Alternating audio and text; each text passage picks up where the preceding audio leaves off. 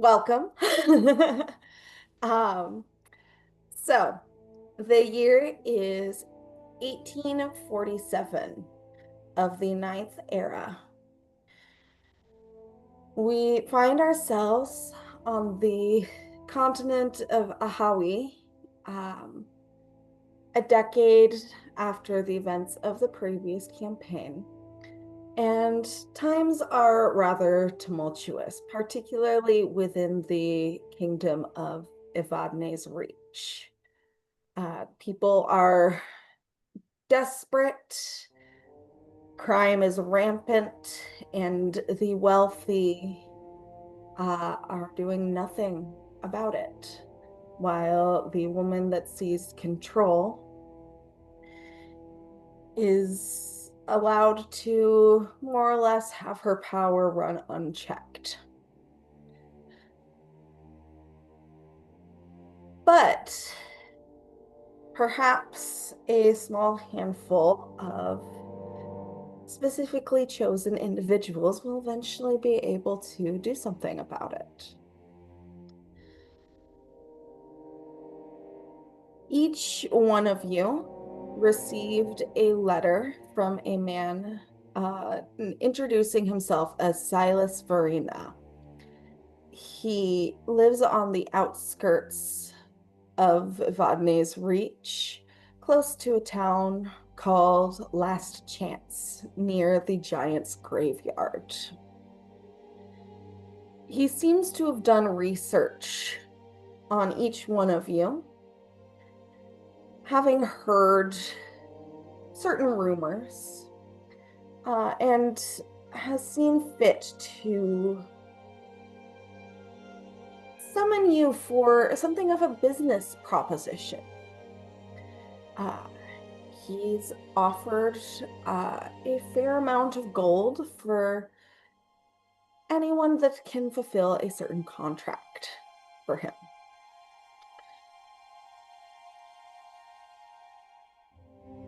You arrive, each one of you, at the Verena estate, as instructed in the letters each of you received by courier.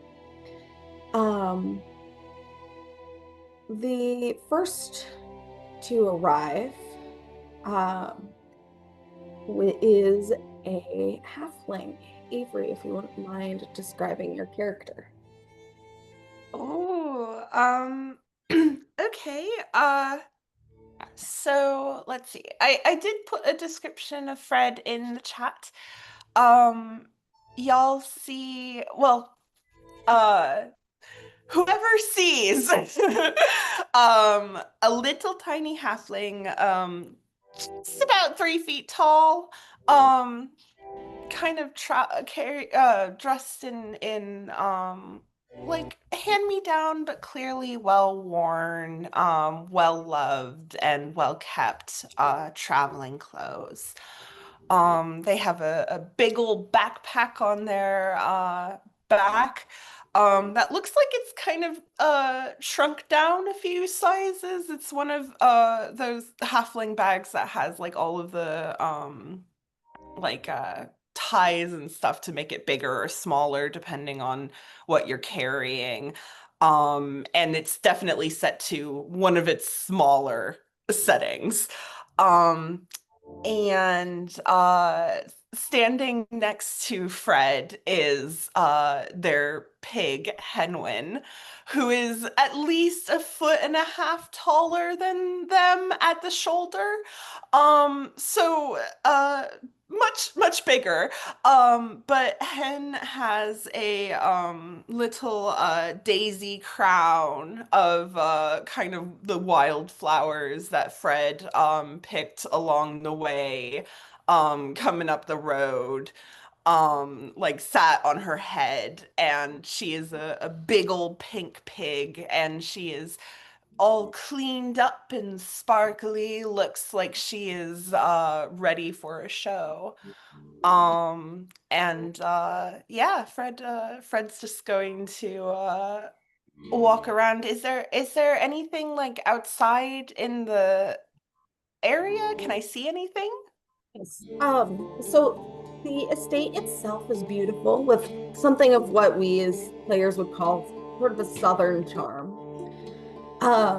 It is surrounded by an iron gate, the entrance of which a male layman stands guard. He kind of eyes you as you approach, but it seems that he's been given a description of who to look for, since he does not make any effort to stop you. In seeming to have arrived around the same time as you, but maintaining his distance, you can see another figure, Lars, if you wouldn't mind describing your character. Uh, yeah, you would have passed a relatively slender gentleman who probably is leaned up against a tree or a fence or whatever on your way to the gate proper. Uh, Dressed in a mix of black and brown leathers, although you can see a couple nicer pieces of clothing peeking out here and there. Uh, he has his hat tilt low, and he kind of looks like he's napping or something. Except for one moment, you swear you could have seen an eye gleaming out from underneath the hat, but you're not sure.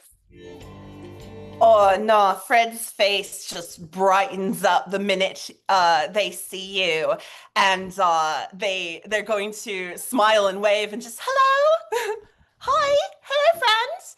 I'm going to walk right on up. Hi. Howdy, ma'am. Uh, Oh, not ma'am. My name's Fred. Fred Donhill. Nice to meet you. my apologies. The name's Jedediah Dukes. You can call me Jed. I Oh, assume hi, you Jed. I assume you received the summons, same as me. I got my invite by courier. You know, I've never had a courier deliver mail to me before. God damn it.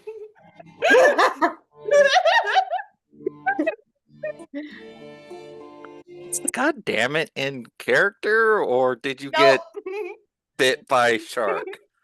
Already the accenting. Told you it would happen. I warned everyone it would happen. I'm so sorry. But yeah. I ain't complaining none. Also, when you kind of rouse Jed from his kind of nappy, quiet revelries, you notice that the vast majority of one side of his face is bandaged up to hell and gone. Are you okay? Do you need a little I have some like I can help with that a little if you need it. I appreciate the offer. It's just taking a while to heal. Yeah, I could see if I could help with that. I'm pretty good with stuff. I'm a cleric on my sometimes. A handy skill set to have, but I've already seen people about it. Unfortunately, be it the devils or gods have decided it's going to take a while. All right. Henwin starts kind of sniffing at your boot, Jed. Oh, sorry. How rude of me. This is Henwin.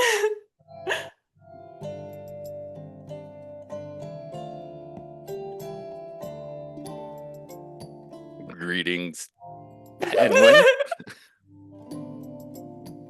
Yeah. We've been traveling for a real long time. Do you know if everyone else is here? Are we the first? Are we the last who I haven't seen anyone pass by except you. Oh, that's good. I'd hate to be late.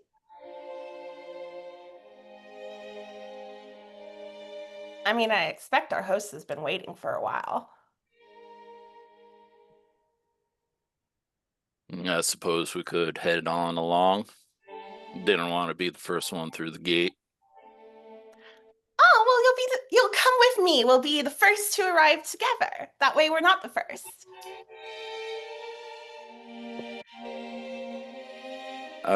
Lead the way, Master Hobbit. Or Halfling, sorry. Wrong setting. Same difference. Same I know, difference. but I'll lead the way. All right. So from the outside, the estate seems to be rather large, an almost imposing home with kind of a sprawling layout with a wide veranda with sturdy wooden columns, large windows, and a more or less rustic aesthetic. A chimney with decorative bricks can be seen peeking over the rooftop, and it's situated on a rather large plot of land with sweeping views, surrounded by a small self-sufficient ranch, kind of giving off an air of wealth, in a way that's not like super pretentious. Um, to the side of the house, there is a horse stable open to allow the two residents to graze in the grass of the paddock. On the porch, there is a large set of oaken double doors, next to which a male half elf stands, apparently another guard, um, who nods as all three of you approach, um, and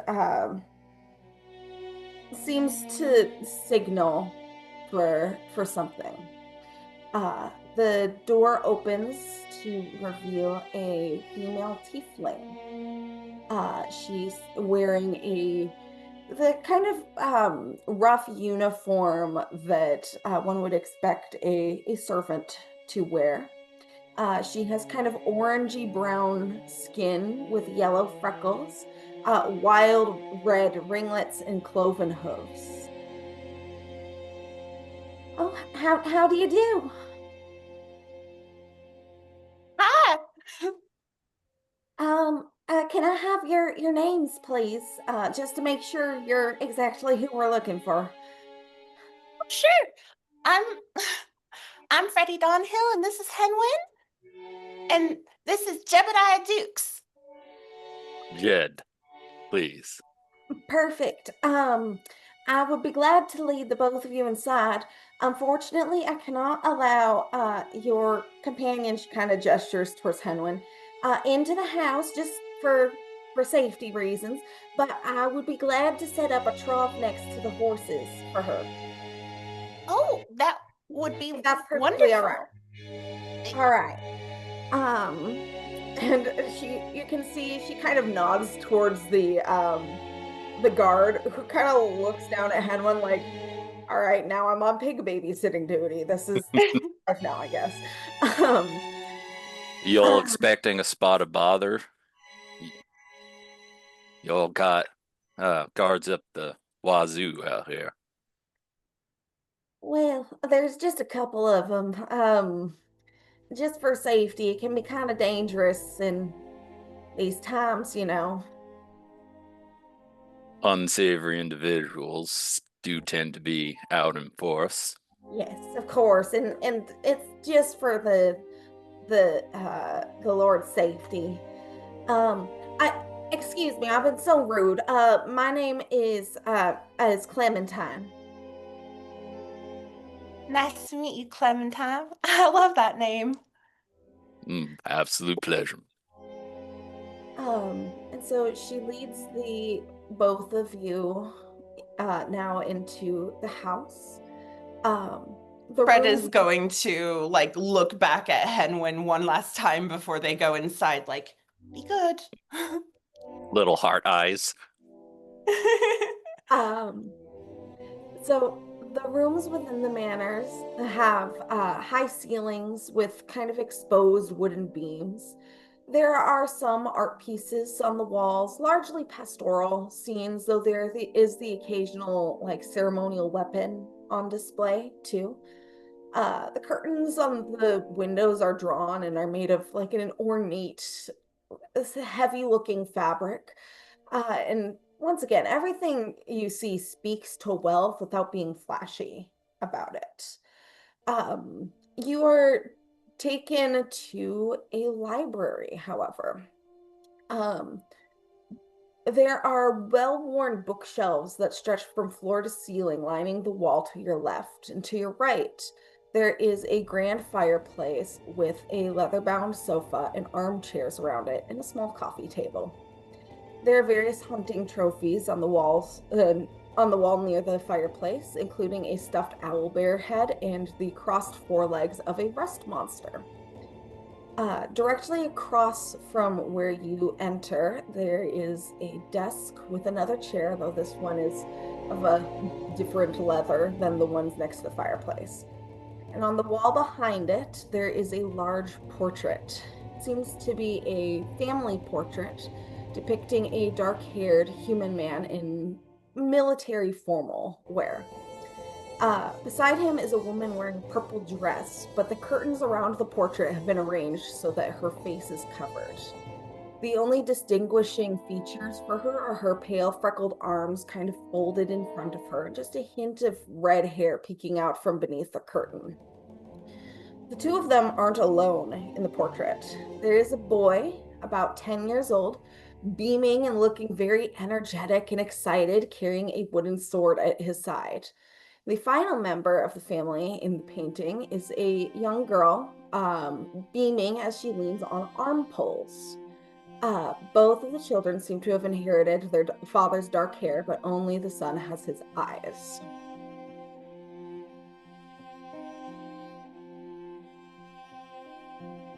Fred is looking around, like straight up open mouth gaping and everything. Like, this is the fanciest damn house they've ever been in. Clementine pipes up and says, the master will be joining y'all shortly. If you'll excuse me, I have to go greet the rest of our guests. And once everyone's here, I shall be providing nourishment for all of you. Oh, well, thank you for that. And she kind of nods and heads from the room. I am going to look around. Honestly, yeah, I think Fred's going to go over to the portrait. Can I try and move the curtain? I want to try and see if I can peek underneath and see what's hidden. Sure. You peek under and you can see a fair-skinned human woman with red hair, mostly tied up, but with a few loose strands. She just seems to be a person. While that's happening, Jed also sneaks a look. Real pretty. It's a shame to keep her hidden like that. Sometimes memories can be painful for individuals. I'll let the curtain fall back down where it was. Do I recognize her? No. Okay, good. At which point, Jed starts perusing the books, seeing if there's any like plays or something. There aren't many plays. Most of them seem to be like historical or like informational texts. But a book does catch your eye. It's called The Huntsman's Guide to the Mundane and Bizarre by Tobias Gehelt. Yay! Yeah, Jed's unfamiliar with the tome, and so cracks it open and flops down onto one of the chairs, leg over an armrest, All right. While this is going on, Felix, if you wouldn't mind describing your character. Is he just walking up to the? Yeah. All right. You're approaching the manor. Anybody also approaching the manor, and any staff in the manor who might be watching, see a dwarf who's, I mean, he's tall for a dwarf, but he's still a dwarf. About 4'11". He's just walking up. He's a guy. He's he's in chainmail. He's got ashy blonde hair, these flashy gold eyes, and he's got shields on his back and a morning star and everything. And it's a guy. That's a dwarf, baby. Um, and he walks up and he's kind of just taking in the estate and everything. It seems pretty par for the course, pretty normal for him to see a spot like this. He's a bit weathered. His stuff is a bit weathered. Like he's been around, but like he takes care of himself and his things more or less. Um, and yeah, it's his name is Shan, and he's there. And he's a guy. So, you see the same guards that Fred and Jed saw. And you were greeted at the door by the same tiefling woman, Miss Clementine. Cool. She is gonna. Oh my God, I'm so used to playing Levy. Jesus Christ. Um, he's gonna very politely bow, and he's got an accent. I am not going to attempt it this morning because I don't want to utterly embarrass myself.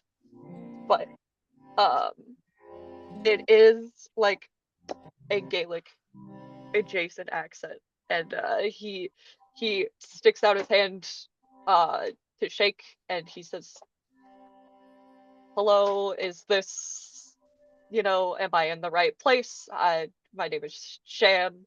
I've got this letter about a job. Happy to come and help." You are indeed in the correct place. Thank you so much for joining us. Right this way. Awesome. Follows And her quite happy. Clementine leads you to the same library where Fred and Jed are. Oh, good. There's more people here. And he seems very genuine about that. Fred just when you are brought in, Fred is going to wave from wherever they have gone poking around in the room. Actually, what I'm looking for is, are there any like mugs or coffee cups or teacups out? Like, can I see like a tray of them or anything? There is a tea set out on the coffee table, actually. Excellent. Is it is it full? Is it empty? There is tea in there, and there's a little jar of honey with it. But the cups are empty. Oh. Hi, friend. Would you like a cup of tea or some coffee?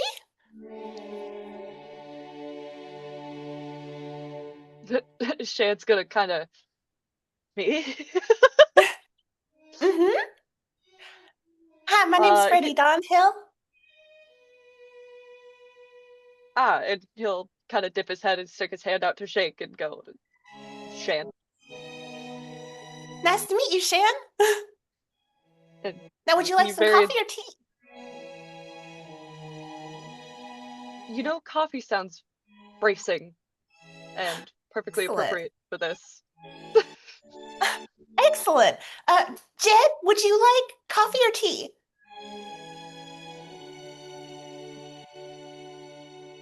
I'm set at the moment. Thank you. Well, Fred is going to reach into their side and pull out a little bottle. It's metal and it's very finely made. It's got a little lace like cozy around the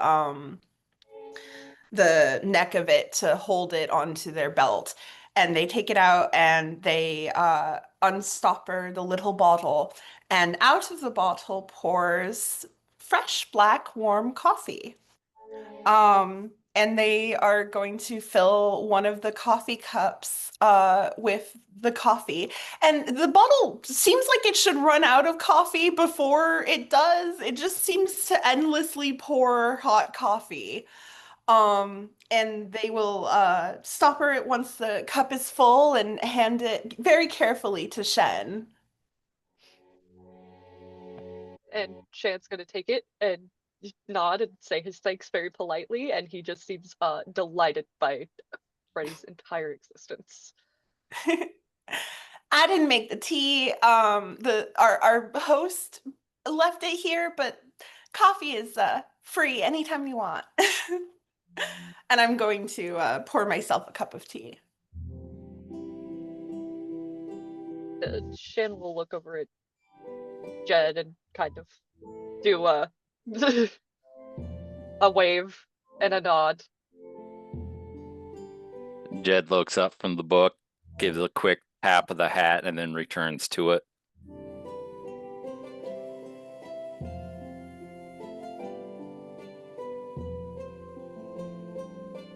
Maddie, if you wouldn't mind describing your character.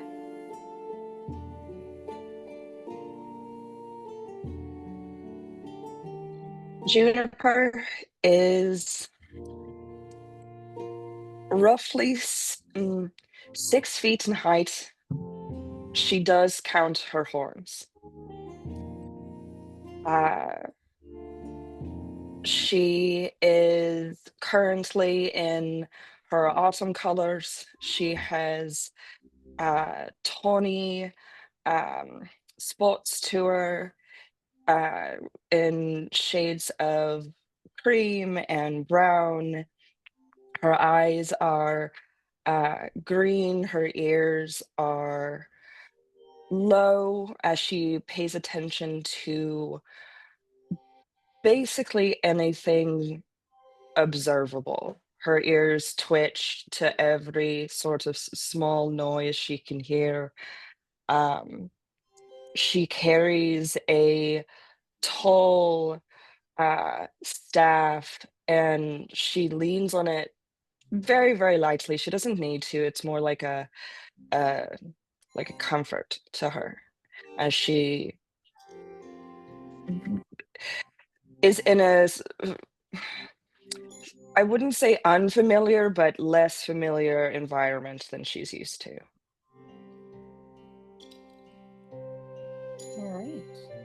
All right. You approach the house and are greeted by Miss Clementine.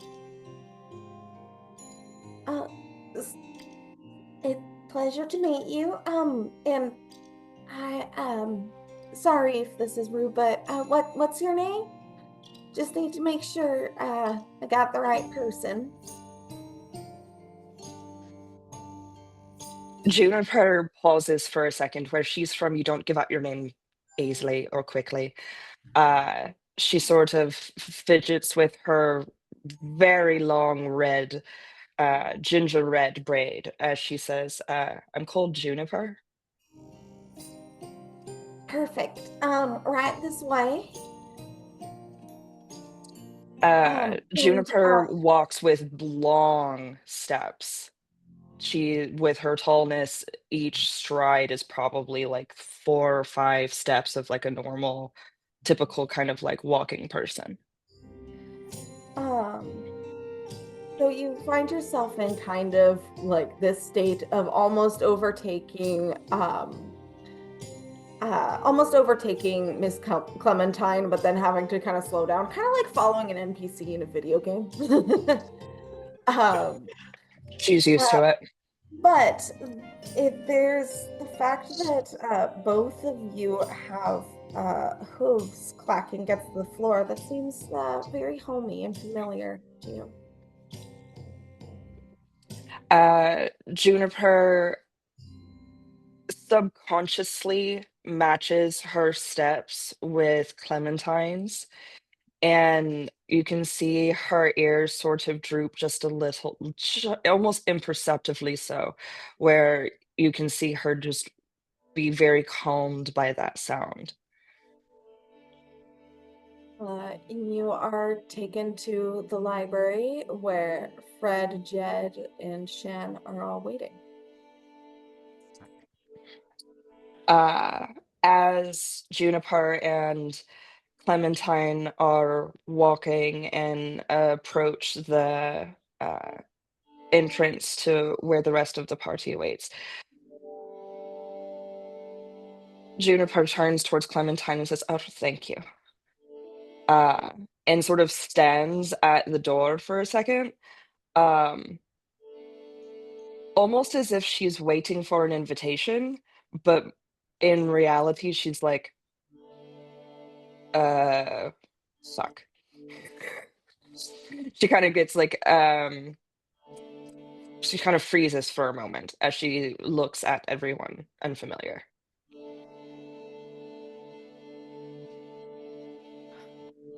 Hello. Hello? Would you like coffee or tea?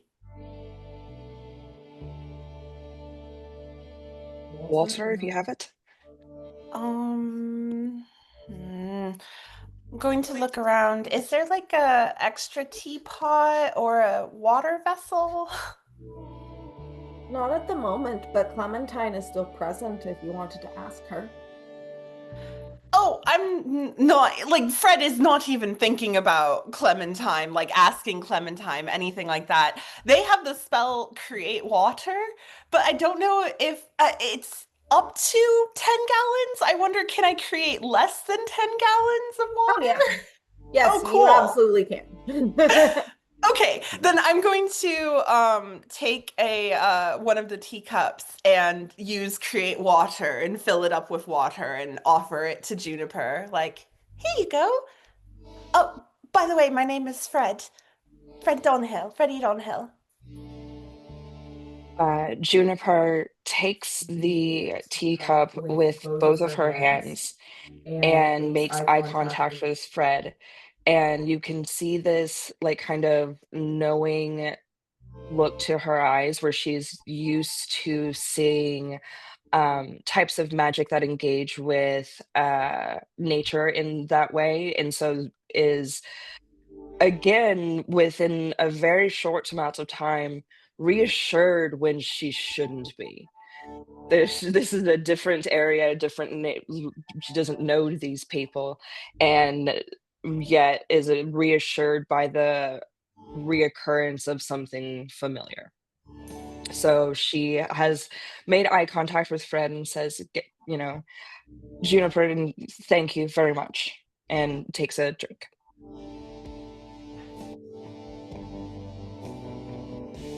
Well, Juniper, this is Shan and Jeb Duke.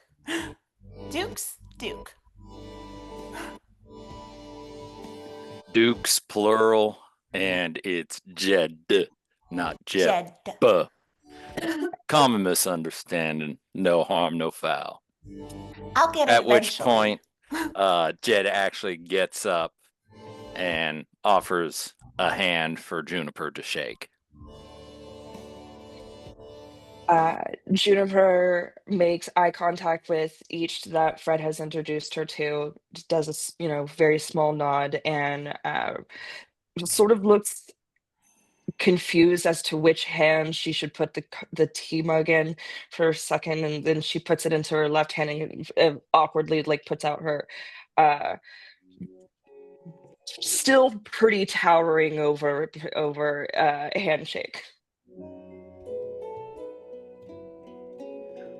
At which point Jed does, the very polite kind of back a hand kiss thing, being gentlemanly for a lass. Because, Juniper looks surprised because she doesn't often engage with typical manners. She spends a lot of time alone, and so she's like, sorry, it's Typical greeting for a gentleman to a gentlewoman from where So I she am. takes his hand back and goes,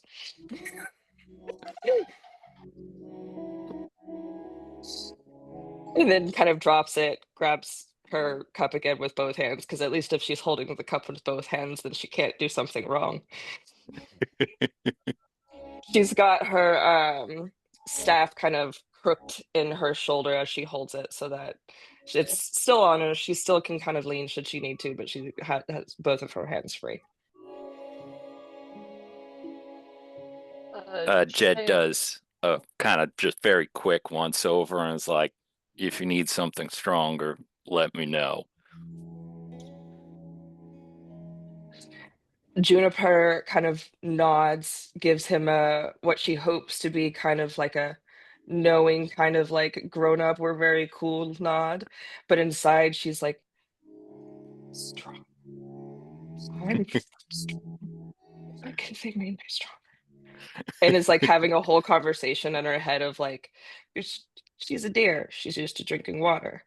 So she doesn't necessarily immediately understand what it is, and is still sort of trying to make eye contact, but you can see like there's something spinning in the back. She's not going to bring it up, but she's going to keep thinking about it.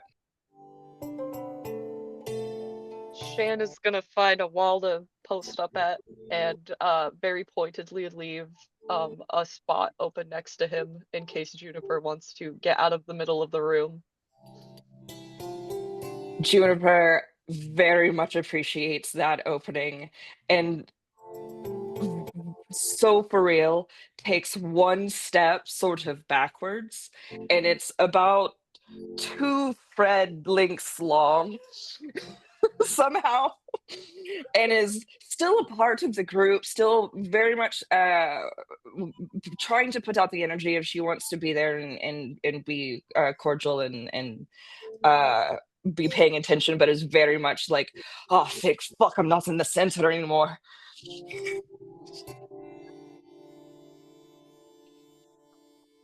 She sort of looks around, is not like looking down into her teacup. She is very clear-eyed, looking around, very taking everything in, and says, oh, lovely to meet everyone. Shan will nod and give just a likewise.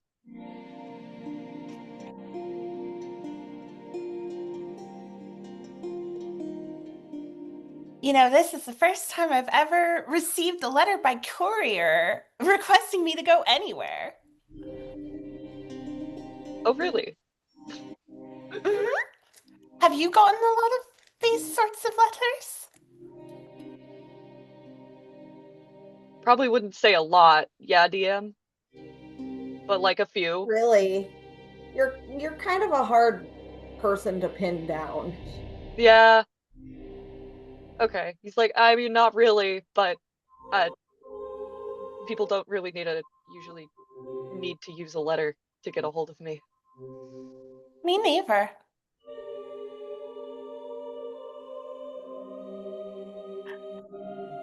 Juniper looks over to Fred and just keeps thinking, who brought a Wayne? Why is there a Wayne here? Did you say that? Sort of quietly, but she doesn't realize she said it out loud. Can I perception check that or passive perception? No, I mean, you're in the same room talking to her. You can. Okay, cool. Not a Wayne. I was about to say I don't think that's a win.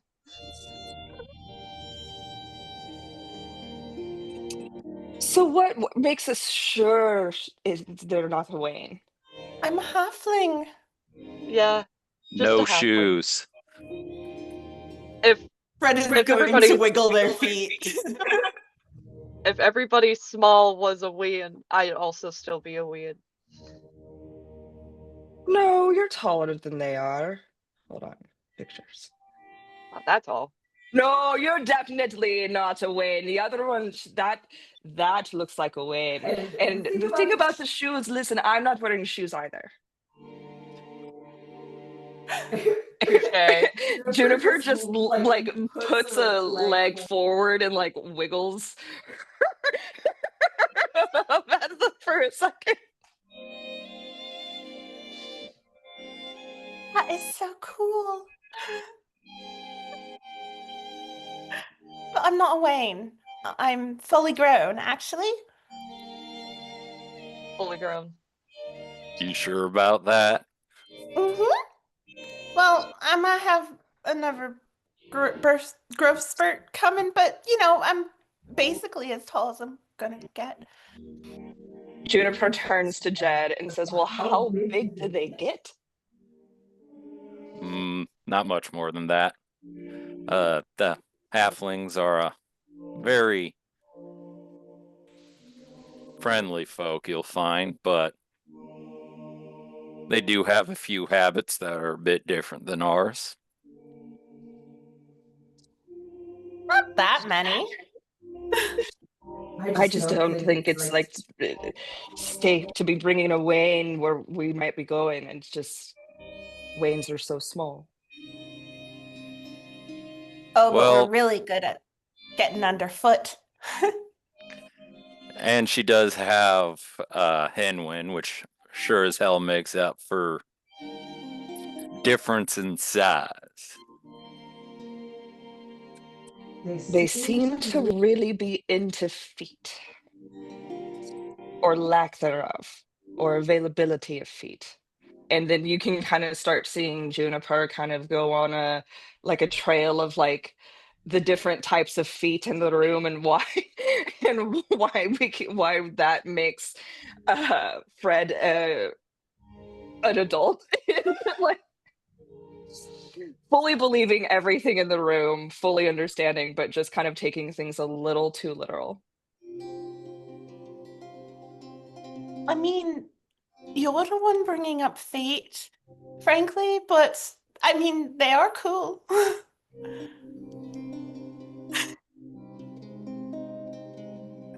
Feet are something that I guess are necessary, but I've never found them particularly needed. Again, shakes hoof. Are hooves not a type of feet? Well, there's those feet, and then there's these. Well, no, they're hooves. But they serve the same purpose as feet. I guess they could be deer feet, but they're hooves. Well, that would be feet. Yeah, they're Your just like feet. feet. Yeah. They are feet, different type of shoe though. Different bones. Some folk are not meant to wear shoes. That is true.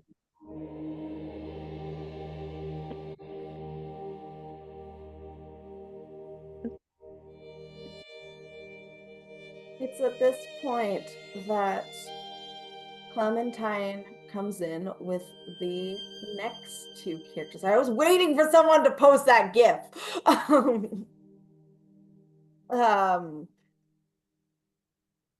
Dove and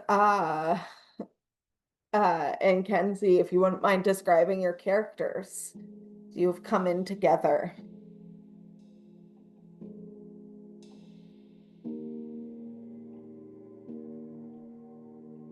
You want to start, Dove? Go for it. All right, yeah, I can start. So approaching the estate, is a very small, very covered figure. They've got a stouter builds, fairly androgynous, and they're wearing a giant, like mottled green and brown cloak, that would be doing a great job of obfuscating their physical features were it not for a pair of gigantic rabbit ears sticking out of the top of it. And underneath their cloak, they've got on some bone armor, and like a little sash, and all of their face is covered with a little bone mask, and little handkerchief tied around their mouth. And they are in the process of trying to sneak around into the foliage around the estate and case the area. You are absolutely not. Kenzie, your weird companion that you were approaching with is starting to do weird things.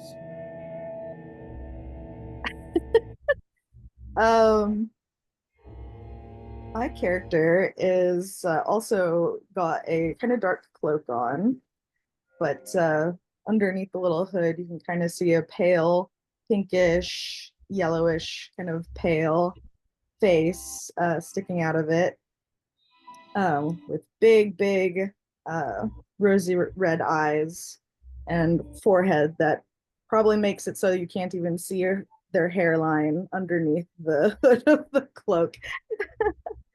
um, and if you catch a glimpse of their clothes underneath the robe as they're kind of moving, very surprisingly intricately colorful and detailed, which is maybe not what one would expect under such clothes in such an environment as this is. Beaded, pale, but brightly dyed and colored. And I think that I'm gonna like be walking along the trail and see you kind of start to go off trail, and just kind of I look over at Natrice. I'm like, I somewhat think that they're going to be able to see us coming. Eventually, sure. Oh God, character accents. Eventually, sure, but for the moment, we can get a bit more information on them. They already have far too much on us. Well, certainly is odd that they were able to track us down, but I have a feeling.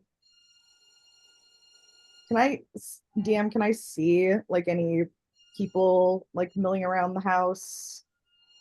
You see the guards that are watching you both. Yeah.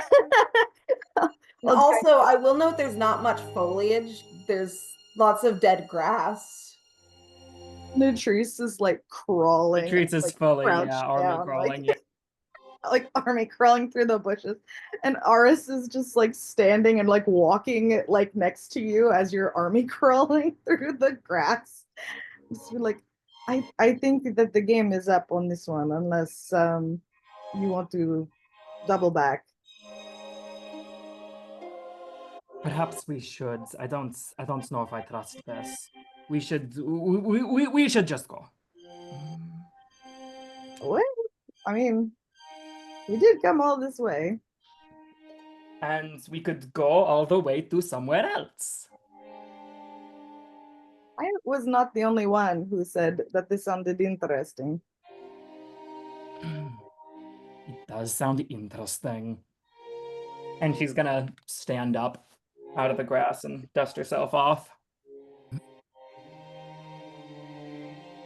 And just from your short time in the grass, you did get like a fine layer of dirt and dust all over your clothes.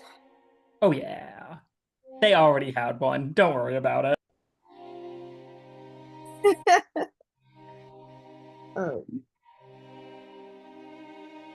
I'll just kind of like turn back towards the main like road up to the house. Just be like, are we going to be giving our real names to these people? I do kind of like our names that we chose before. I think that that's probably a safer bet. At the very least, some of the extra people, the servants and so forth might not know who we are. No Right. sense telling them. No, yes, and they could be a problem. Lee. Let's kind of head up towards the house's front entrance. We were greeted at the door by Miss Clementine. Kind of pull my hood up a little bit more.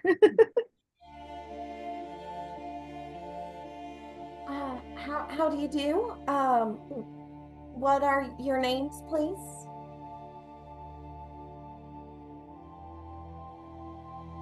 By the invitation, you should be looking for one Natrice.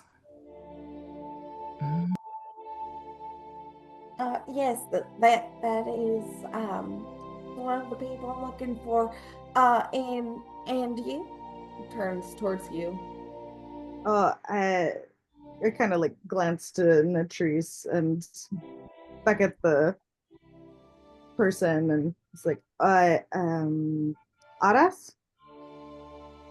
All right this way, please. You can call us Wendy and Sarah while we are here. Why? I can assure you that my master isn't gonna be spreading any information, and there's very few of us here on the estate. Never know who's watching. We are And quite isolated, but it's like, you know what, I have better things to do. It is just for security.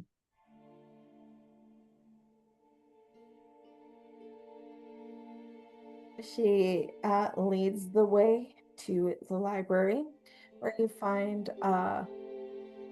several people talking about feet in depth.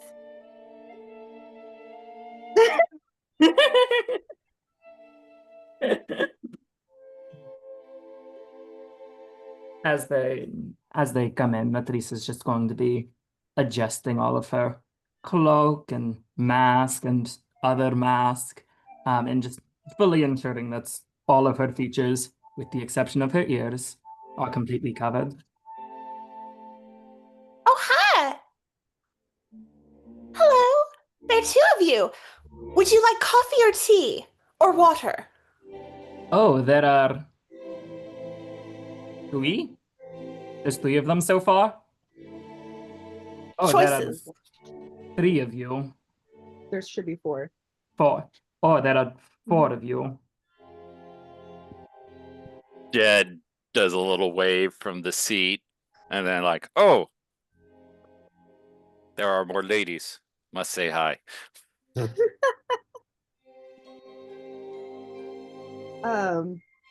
Aras kind of like tucks down the like little like nose covering up part of the cloak, and it's like, hello?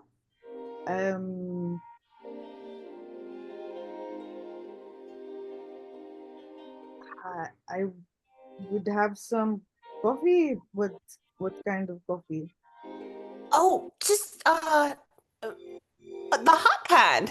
I'm going to take my little bottle and pour out another cup of coffee out of it and offer it nice and hot.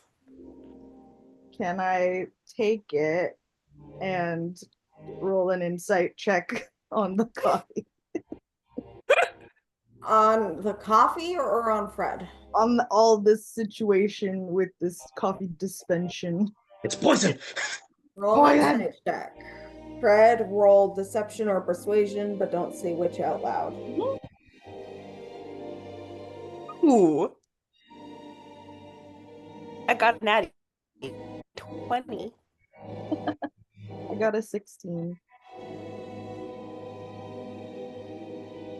So what does Aras glean? The coffee is piping hot. It's the perfect temperature where it's just warm enough that you can drink it, but not too cold, not too hot. Basically that perfect like warming drink first sip that you want from that coffee. It's lightly, like it's got a light spice to it, a little nutmeggy, a little cinnamony. There's like a nutty note in there. Seems like really good coffee. Kind of like smell it a little bit and kind of like look to Natrice and then like take a little sip of it. Pretty darn good coffee. It's got like a creamy note to it when you're drinking it, like just naturally on its own, you know? I'll kind of like gesture the cup towards. Well, no, I'm not gonna offer it to Natrice. Like, Yeah, Natrice rolled her eyes when you had some. Coffee, tea, water? Something else? I'm fine, thank you. All right. This one over here offered something strong. Natrice will look over at Ed, and she does cock an eyebrow, but you can't tell because she's got a mask covering her entire face. Yay, face cover buddies. And she's gonna snort and say, "How strong?" Just something from my private stash. But yes, first a deer folk and now a rabbit folk, and if I'm not mistaken, a snake folk?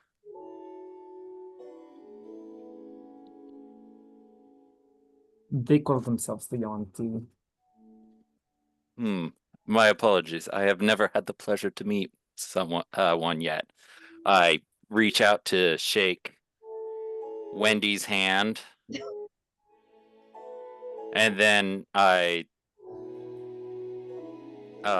do the same, back a knuckle kiss, but like slightly hovering on Sarah because rumors fun about fact- snake ladies.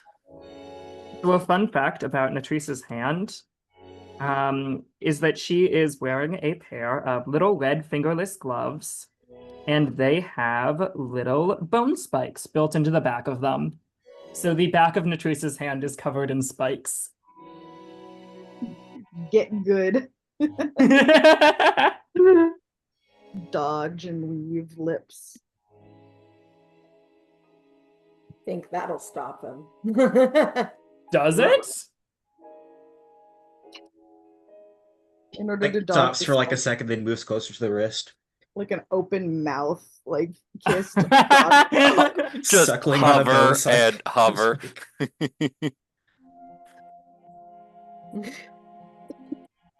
Just goes in and is just like, but also, yeah, your name got introduced, so yeah. Anyway, but like, Wendy just is goes covered down in and just like, covered in dust and dirt. and spikes, and Yeah, just Wendy's really gross and spiky. In Just- general. looks up and Yeah. it's just like, nah, and then goes in for Sarah and hovers because someone doesn't know if snake people are poisonous to the touch. I think she's like a tree frog or I am something. tropical frog. I'm rocking a 10 int. That's average.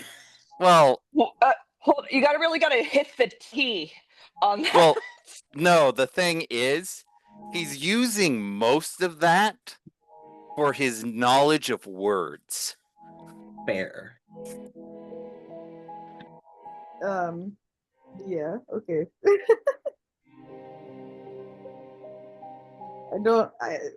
Aras kind of looks at you like squints a little bit as you do that, just like, oh, okay. Fred is going to lean over to Juniper a little bit and just kind of trying to be a little surreptitious, trying not to like interrupt the conversation, just like, are we supposed to be using fake names? I don't know. Juniper's the only name I've got. Yeah, Well, I've got my I mean, other names, but I if don't I'd think that they known were we were asking. supposed to, if I'd known we were supposed to, I would have prepared for one. But I didn't think I that know we I were would have supposed gotten to another be. name too, but I didn't bring one. Okay, okay, okay. I'm glad I didn't miss I something didn't on the bring one. invitation or anything. No, I thought I missed something on the invitation. I didn't bring an extra name either. Okay, okay, good, good, good.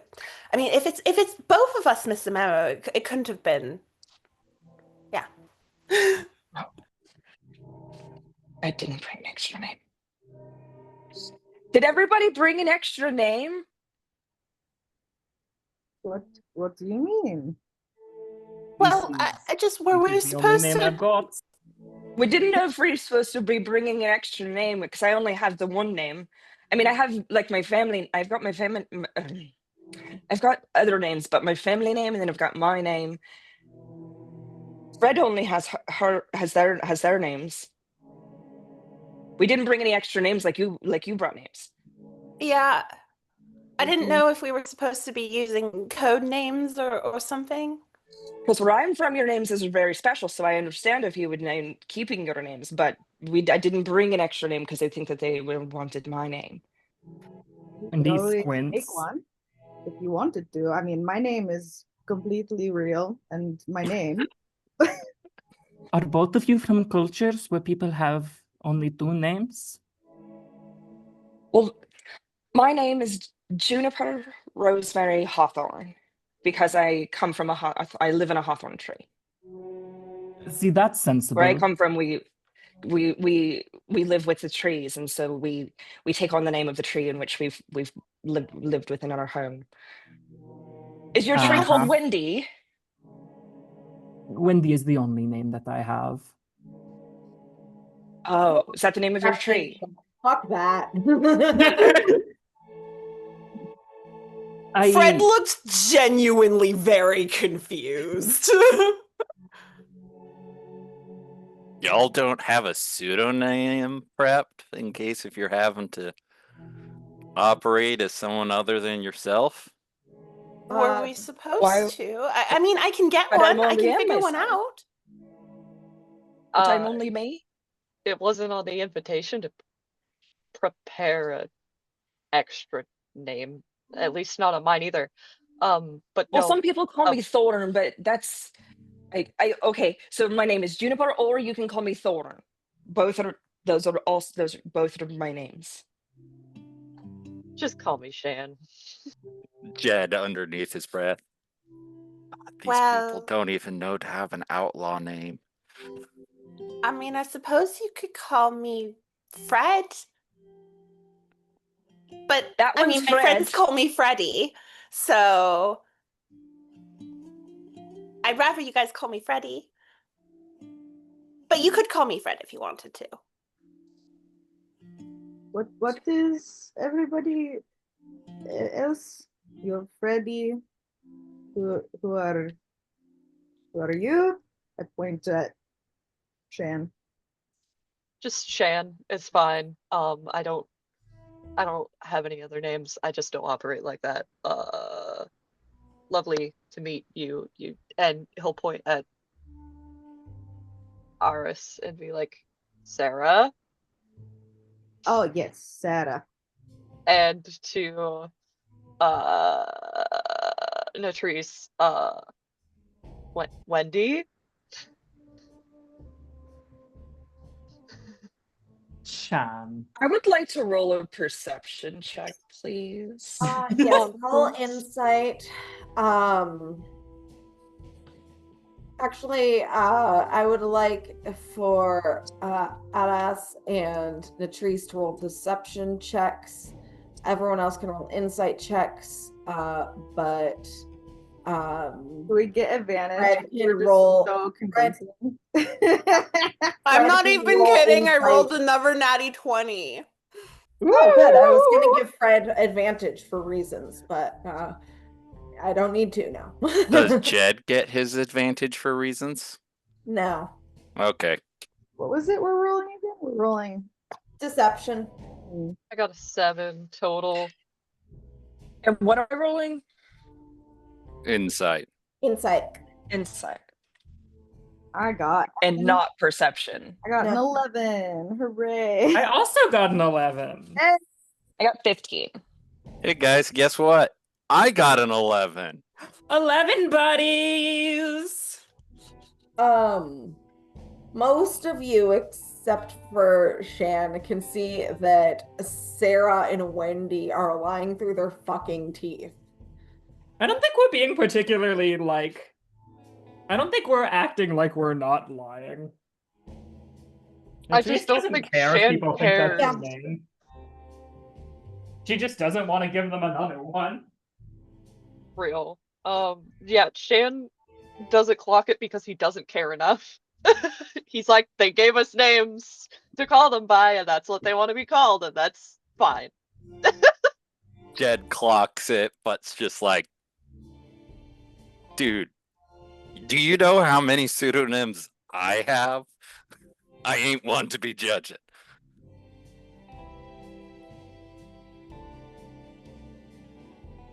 I just noticed. I've already listen. She'd already put her entire ass out there, so she tried to get it with what was going on, and so she knows. Nothing she's gonna do about it. Fred mostly looks just kind of confused and a little out of the loop, but like after the kind of discussion about a bunch of different fake names and all that stuff happened, they just kind of shrug and are going to look around like a little expectantly. Do you know if this is everyone? I feel like we're missing some folks. Well, if Juniper's you just have happy my we're not talking information, about how many feet. people there would be. Which is So, already I'm more than I was expecting. Is there more coming in? So I will note that Aras and Natrice arrived pretty much exactly on time. It's starting to get to the area of being late.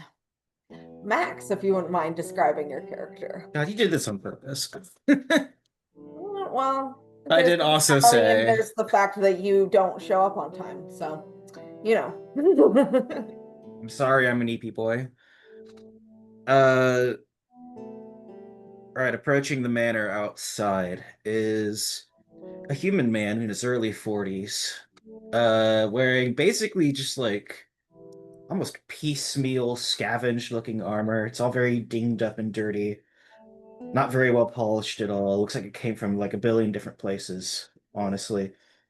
He's using a halberd as a walking stick. And he finally arrives at the gates.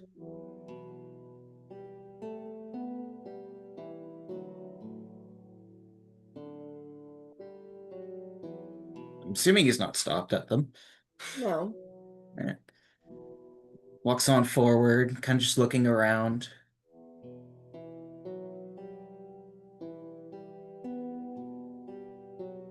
I assume he makes it to the door. No, he's Mhm. killed before he can get there, Uh. sorry. When it doesn't open immediately, he does step forward and give it like 3 heavy knocks. Right. You are greeted by maid Clementine, who asks for your name. Expecting Lee Montaigne, was it? All right. You're the last one to arrive. Please follow me. Just nods, picks up the halberd, stows it away. As much as it can be stowed away. She leads the way into the house, and takes you to the library. And as you enter, she kind of clears her throat to get everyone else's attention. The Lord will be with you very shortly. I can provide nourishment. If there's already been tea left out, I see that some of you have noticed already. Um, I I will return shortly. And she leaves. And then Lee just kind of walks in, looks around. What the crew we got here, don't we? Yeah. Would you like coffee, tea, water? Something stronger? Stronger? Well, I guess I shouldn't offer. It was technically Jed's contribution. Hi, my name's Fred. Fred Donhill, but you can call me Freddie. All good. It's always good to get off to, well, good start with anyone when you're entering a business proposition with them. If you mind passing me a cup. Here you go. At which point Jed pours off a little bit of like deceptively good wine for his outerwear and hands you the cup. So just like, thank you.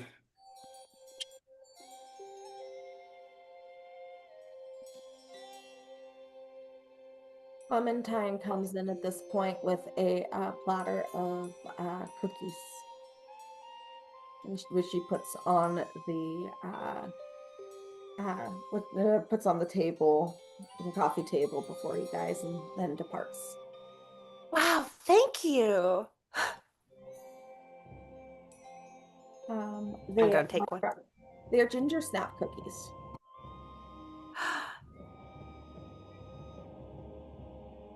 Fred is just looking around, munching on the cookies, and like just the more that they are looking at everyone's faces in the room and seeing everyone gathered around, you can tell that this little halfling is just getting more and more excited.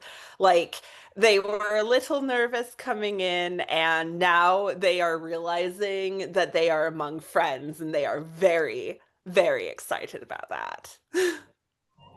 Everyone's protect the little one instinct has kicked in already. Lee's found a seat, and in stark contrast to the cup of alcohol that he just like slammed down, he's nibbling on this cookie. So, dear friend, Freddie, you said he That's was correct. Jed. Correct. He just sort of like motions to everybody else. This is Juniper Hawthorne or Rosemary Hawthorne, right? Good job, Fred. Yes. Hello. I'm This called is Juniper. Shan. Just Shan is fine. Hello. He like raises up a little bit and says hello in Dwarven to Shan. Oh, he's delighted. Like openly delighted. Big grin on his whiskery face. He doesn't really have like the full beard, but it's very whiskery. And he's just got this big old cheesy grin, and he says hello back in Dwarven. And let's see, the is Natrice, but she's going by Wendy, and ours, but she's going by Sarah. Juniper had just taken a drink of water and is trying her damnedest not to just spit it out everywhere. So it looks something like this, but with a deer face. Lee's like visibly confused, but he sort of just like nods along. So, Freddie, Jed, Juniper, Shan, Sarah, and Wendy. That is correct. Gotcha. I'm Lee.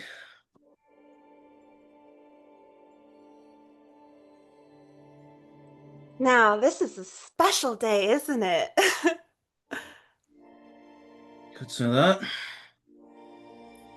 A meeting of friends. If every day was special, wait, fuck. Hang on. The player's brain is shitting itself. 2 seconds. Okay. When Fred said friends, you could see Juniper's ears just twitch a little. Marketing. Latrice actually laughs out loud in character.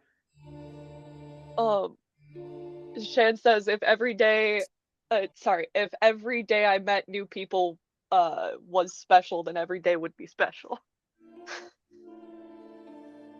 I think it is. Every day is special. It's not every day I meet people at all. He's gonna think about that for a second, and he goes, and then he just goes and shrugs and goes, "You might as well be right. Every day can be special, I guess." Today's a brand I mean, new you're moon. alive, aren't you? You have a point. Come on, Shan. Every day is a brand new miracle. I wouldn't go quite that far, but there are certainly days that are better than others. Oh, aren't we just so lucky to be alive? Jed taps his bandages and just like, yes. He just has like the shortest nasal exhale. Mm.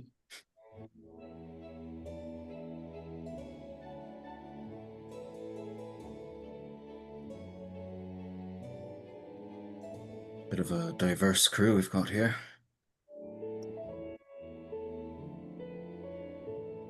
Not used to seeing so many different people in the same location.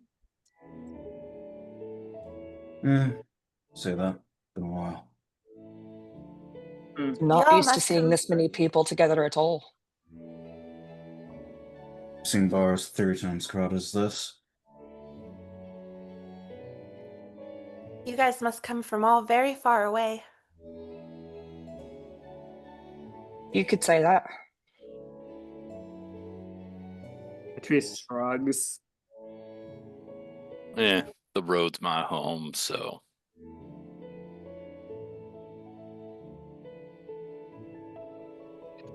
Juniper tries to imagine a road in the shape of a home. Does it go Honestly, you over can. it? Is it through? Is it like a drive-through? But there's not driving. But like, because the road Where is do a you put home. all your? Yeah, where would you put all your stuff? Fred seems to be envisioning the exact same thing that Juniper is, just equally confused. Well, the only things I need is my wit, my cards, at which point he pulls out a deck of cards, and of course, firing iron. From there, I can make do. Oh, you are a fortune teller? No. Are those magic cards? Not Magic unless too. if I make a magic. Oh, because you've got that magic touch, I assume. Yeah, I call myself an arcane gunslinger when I'm having to do the fighting, but my money making, well, I play a mean hand of poker.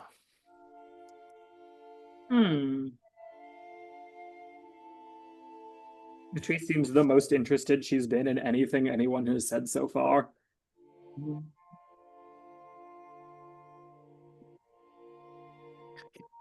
Jed probably, subconsciously does at least a little bit of like a shuffle with just a very simple trick.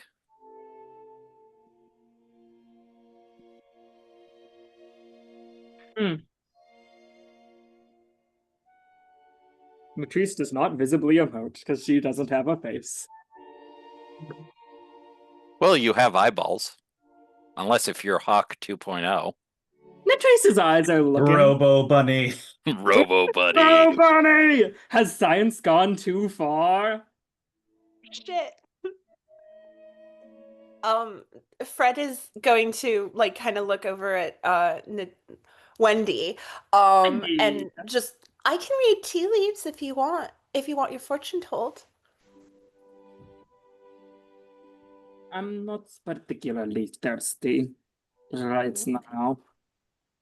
And saying so, she's gonna take out her water skin and just take a big swig.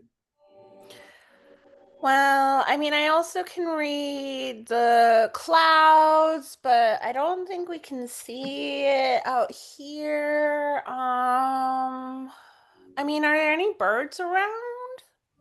You are in a building. Yeah. You can read. There's the stuffed owl bear head on the wall. Hmm. I Read don't that think one. he's going to give me anything. You can read the birds. Mm-hmm. What do the Birds birds? can tell you all sorts of things about what's going to happen. Hmm. Like talking. Juniper Or nods, agreeing. Birds never shut the fuck up. Well, I mean, it's also like the kind of bird that shows up, where it's going, what it's doing, you know? Like if a heron shows up holding a frog, that's usually a really bad sign. But like if there's a sparrow holding a twig, that's a good sign of fortune. That's going to be a good harvest. Also, did you see a heron with a frog recently? Hmm. No, not for a while. So I think we're doing okay. Doesn't a heron with a frog just mean there's water nearby? Well, yeah, or oncoming drought and flooding, and also really bad trouble with water management usually is the bad fortune. Like Well, that one heron is in time, charge of a lot of different things. yeah, well, one time there was a heron that was carrying a frog that dropped it on Old Man Geller's head. And after that, his entire farm flooded out. It was really bad. We'd been telling him to replace the dam upriver for months, but he didn't listen to us. Heron taught him good. Juniper looks exceedingly impressed by this not a Wayne knowledge of nature things. Just very impressed.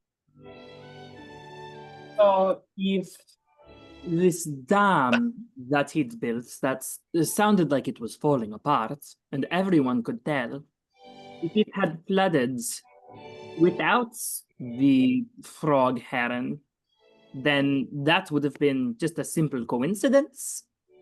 Well, no, the heron was a warning sign that the dam was going to break. And no heron had come, the dam would have held, regardless of its construction. Well, we wouldn't have known it was breaking if the heron hadn't shown up. I suppose if the heron hadn't shown up, it wouldn't have been breaking. I think This is just your gonna stare at you for misunderstanding several seconds. is the wrong order of events. No. The heron didn't cause the dam to break. The dam was going to break, and the heron was a warning. Mm-hmm. Heron foretold it. I've seen It wasn't birds going to doing break if the great heron things. didn't show up. I've seen So birds the do great many construction of things. this dam is not relevant to the story. The principles behind its building or any damage that it might have taken, regardless of how bad that might be, is not relevant. What's relevant here is that there was a heron about, and that is why the dam failed. Oh no, Andy. Sounds like The this was a dam pretty perfectly, boring. and then the heron showed up, the dam would have still failed.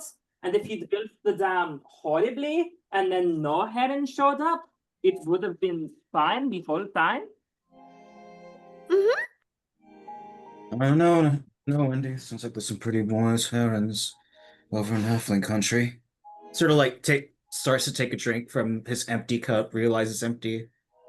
Fred, did you still have coffee? Yes. I will take my little bottle and pour another cup of coffee. He like nods his head as thanks and drinks it normally this time.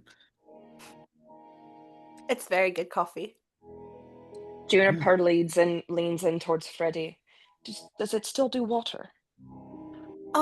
No, but I'll still do. I'll fill up her water glass again. Mine does suppose water. I'm maintaining concentration. Do I need to maintain concentration? I think it's a single cast spell. Yeah. Oh. Or instantaneous, rather. Control water is concentration. I got something like your little coffee thing, but it does water. If people want water. As soon as it becomes all That's more cool. of a I can only do the conversation, water a few times. Juniper looks so uncomfortable, puts the thing down, and starts to hold her staff. She's like, I don't want to be a bother. It's okay. I didn't need any more water. It's fine. And then just like puts it down.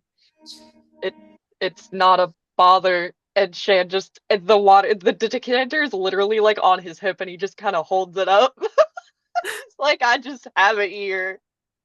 It's not a bother. It's just water. Tagline. Oh, but water can be quite a bother indeed. I mean, ask that one poor farmer that Fred here knows.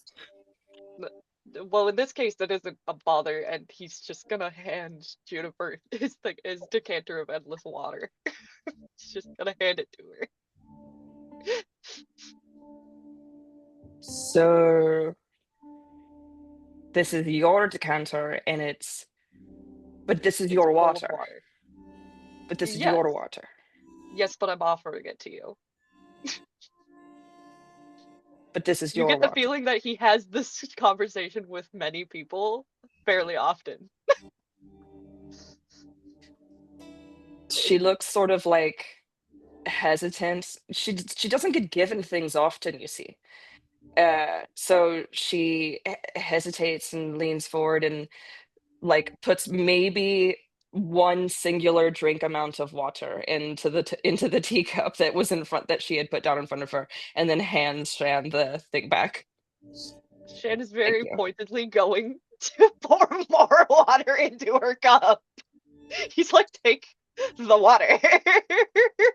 like he's gonna just stare at her and pour more water in her cup until it's full. Hydrate or Or dihydrate. He You seems can wholly see that unimpressed. you can see that Juniper looks visibly relieved because she really did want more water. But the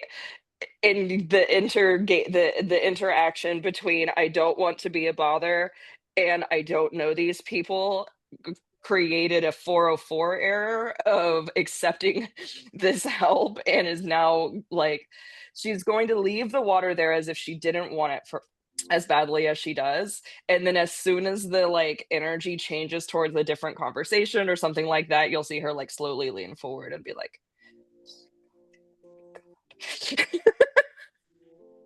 She's just like me for real. Okay. It's fine. Shan is paying her absolutely no mind. Your decanter just endless water? Yes.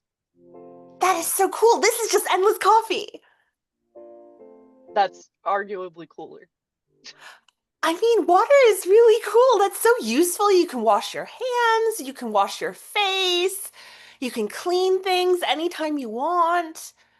I can give however many people water as needs it. That is Like so the same point. helpful. Thank you. He seems like genuinely so pleased. When did you To get be that? called That is for- so cool. I picked it up on my way around. Wow.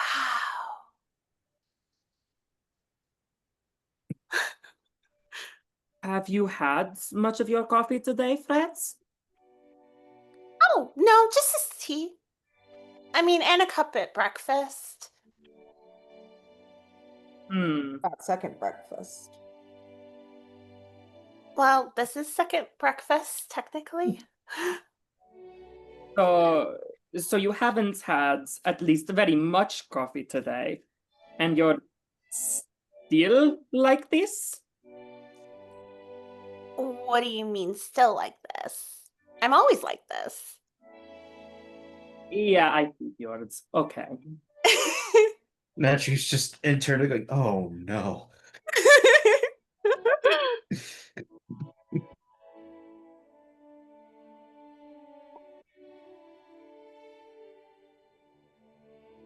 Did you guys have a good trip here? Easy on the road? No. What happened? No? Bad time? What happened? Oh, this and that. Bandits, sandstorm. Yes, yes. Must have. Horrible. Are you all right? Of course. You think I can't handle some bandits and a sandstorm or two? Well, no, it's not that you can't handle it. It's that's awful. You really haven't ever left your town, have you? No, this is my first time out. How'd you know? Oh god. Well, because you don't seem prepared for bandits and sandstorms. Well, That no, is I'm sure what you prepared do for now. bandits and sandstorms. Just because you can prepare for something doesn't mean that you want to encounter them. Or that it's a good thing to encounter them. Few people want to encounter bandits. Bandits are more a thing that happens to you. Exactly. And it's awful that it does. Well, And unless if you're the one doing the banditing, but that's an Well, entirely that different is rather conversation. profitable, I assume. Why would you want to do that? I Well- wasn't saying we were doing it. I was saying that from a linguistics perspective, that you could be the one doing the banditing. Well, Fred, you see, you would agree that there are bandits in the world, would you not? Sure. And each one of those bandits has their own unique reason why they're bandits that was convincing enough for them to go out and accost and rob and sometimes even murder people. So Usually some But- kind of desperation. Almost exclusively desperation from my experience. but And then that's real that unfortunate. exists. At the mention of murder, Juniper's ears kind of go up like just a little bit because she's gone on kind of like hypervigilance alert and she's gotten kind of stiff and decided to hold her staff at that. At this point that the door to the library opens, and a man enters. You can all see that he is the same man from the portrait behind the desk, although a little older now. But he seems to be a human man in his mid-50s with fair skin and silvery hair that goes just past his shoulders. His hair is tied into a ponytail and he has a matching colored goatee. His nose is striking and pointed, maybe slightly crooked, like it's been broken once or twice. His clothes are fine, displaying his wealth, but it's clear from their texture that he's not afraid to get them dirty every now and then. I do apologize for my lateness. I simply wanted to ensure that your companion, he nods towards Fred, was adequately taken care of. Oh, thank you so much. I really appreciate it. It is a pleasure to meet you all. I am Silas Verena. Please, well, I see you've already made yourselves at home. And do appreciate you all making your way out here so far.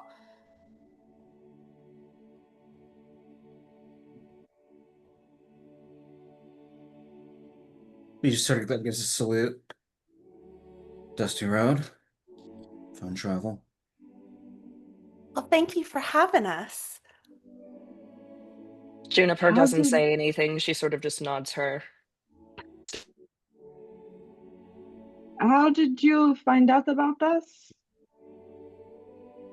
I've heard rumors about each one of you, and I was looking for a group of people to assist me with a couple of projects in the area. And if I may speak candidly, it seemed that none of you were associated with the current rulership of the Reach. So I thought that you would all be best to work with, if you are amenable, of course. Are you planning a coup? No, I'm not. But I simply wish to make the world better for people where I can. And he goes to his desk and kind of reaches under a drawer, and you all kind of hear like a little click, and a secret drawer opens up, from which he withdraws a bottle of whiskey and starts to pour himself a glass, and offers you all some as well. Jed definitely take some good whiskey. Lee will readily accept. Yes, Let's see. and it is good whiskey. The Uh-huh. three also takes a cup, but she's not drinking any of it. Fair enough. So he It would be rude to not take something that your host is offering you. So Fred is absolutely taking a glass of whiskey. all right. Does Arata go for one? Yeah, I'll take one. And Teresa's gonna shoot you a look, but she's not gonna say anything in front of everyone. What kind of look? Hey, seriously? Kind of look. Aras, I will literally, I'll look at you and just be like, I am old enough to drink this. Teresa's gonna roll her eyes. Wait, did more people bring Waynes? The whiskey is Wayne. smoky, and it's of a kind of a quality that leaves you gasping a little. It's good. It's good stuff. Wow. This is the finest whiskey I've ever had. And how much whiskey have you had? Oh, quite a bit. You see, the Brandy Hills down the way have a whiskey distillery, and then the Donfeet down the creek also have a distillery, and we've done a couple distilleries once a few years ago, but Very little names your community has. oh yes, we're all halflings. And that's the smaller ones? Mm-hmm. We're all wee folk in Tiroga. Well, there are a few tall folk, but mostly wee ones. And you Tall got as in tall for halflings, or tall as in tall for reasonable species? Like the Oh, heron? like you or Shan here. Taller folk. I'm not that tall. I'm very tall. I don't know no. what you're talking about, Sean. I mean, you're much taller than me. Not quite as tall as Junie here. I'm the tallest rabbit I've ever met. Junie's the tallest deer. I probably didn't say this right earlier. My name is Juniper. Juniper. Can I call you Junie? Her ears sort of get resigned. Like, okay, the Wayne can call me Jimmy. I'm Nah. not a Wayne. Sure you aren't.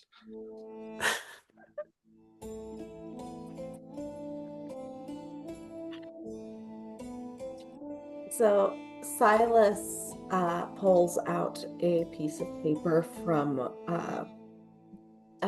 his desk and says, I do have a couple of projects that I'm working on in this area, and I am willing to pay handsomely for it. And this first one is mostly to see if you all are up for the task. Um, have any of you heard of being known as a ravenous spirit? I would like to roll to see if I've heard of a ravenous spirit, please. I would Yeah, also roll like to a roll. history or arcana check. We Please. well, I guess that continues my average rolling. That would be a 12. I got an 18. 23. Okay. Jed, did 6? you Fred, you don't know. Greg, you 18. never left your town. I got Um, an 18. okay. Um, Jed, did you roll arcana or history? Arcana.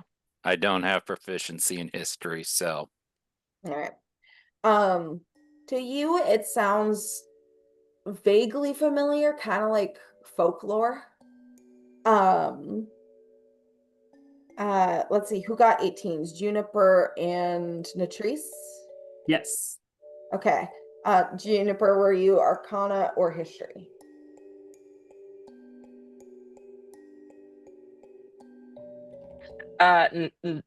Neither, because I don't have proficiency in either of them.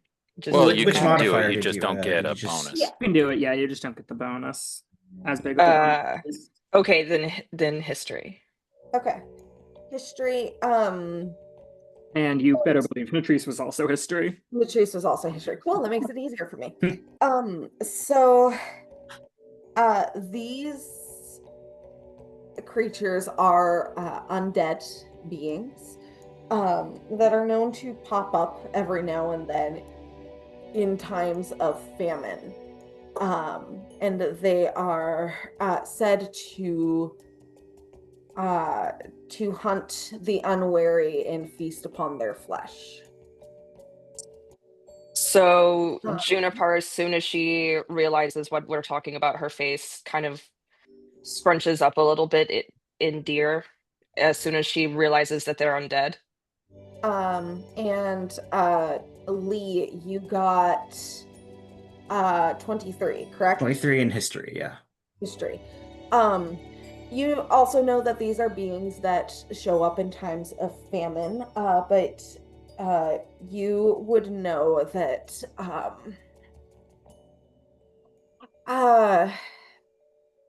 there are lots of people within Evadne's reach, as is called by the common folk, typically called the reach by the more elite, that have been struggling since Evadne's takeover. She, of course, has been using her druidic powers to suck the land dry, and making it more difficult for people that are unwilling to pay her taxes to be able to feed themselves. These beings have been popping up more often. They are dangerous, but you also know that the neighboring one of the neighboring kingdoms, Amastia, is led by an undead ruler. So you can't help but kind of wonder, like, with your proximity to this neighboring nation, is this a being from the Reach, or is this a being, an undead being that made its way over across the border? Heard of them? Been popping up all over the place. Wouldn't be surprised if this one came across the border. That was exactly my thought.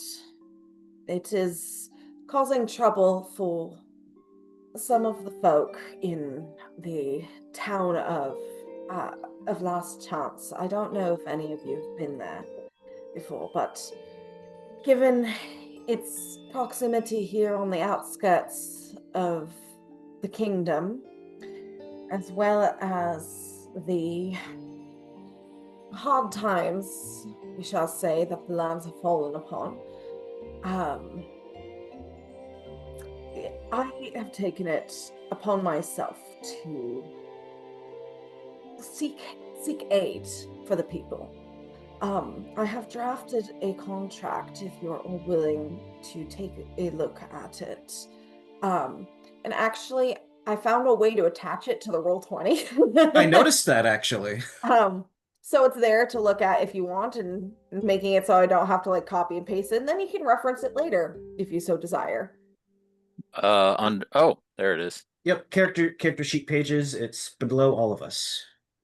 Because I was kind of fucking around with that last night. pretty But sick. I shall read it to you nonetheless.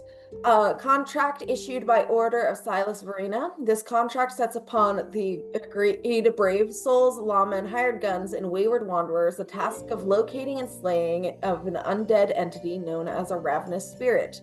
This being's presence poses dire peril to the people of the town of Last Chance within the kingdom of Evadne's reach.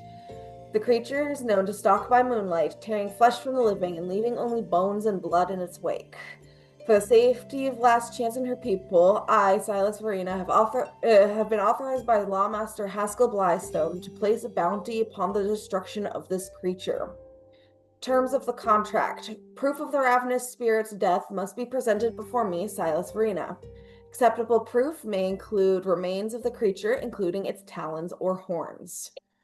Payment shall be 500 gold pieces divided among any hunter who takes part in the deed and survives to claim the reward.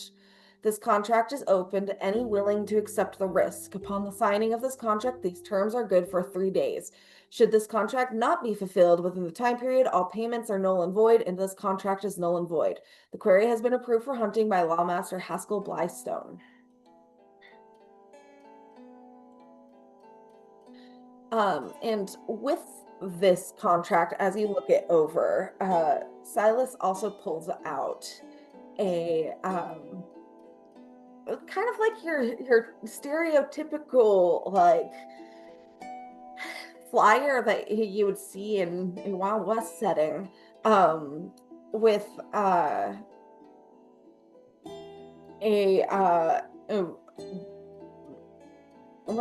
it's kind of yellowed paper, but it says missing person. And there's a sort of a sketch of an older human man, kind of starting to bald on the top of his head, but with a scruffy beard. But it says, my husband Jeremiah left for the fields 2 weeks ago and ain't returned. 100 silver pieces for new, 500 silver pieces for a safe return. And Silas says, people have been going missing, and it's causing a sense of fear, panic among the populace. And like I said, I wish to try to make the world safer if I can. And I did receive a settlement in of sorts. So why not use what I have to try to fix what is broken? Sir, Fred looks up from the contract that they were reading. I think that there's a mistake. There's an extra 0 here on the gold pieces. I am willing to pay that much, divided among you and everyone else I have summoned here. For Fred the looks absolutely like eyes as big as saucers. Like, there's not that much money in the world, is there? Ah, sweet summer child.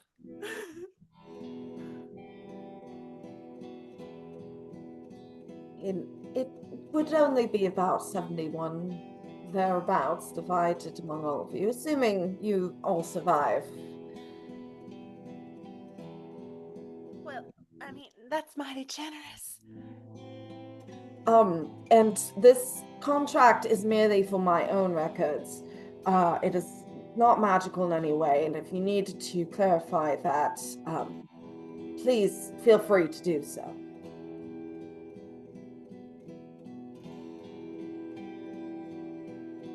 I'm not overly worried about the magical nature of it.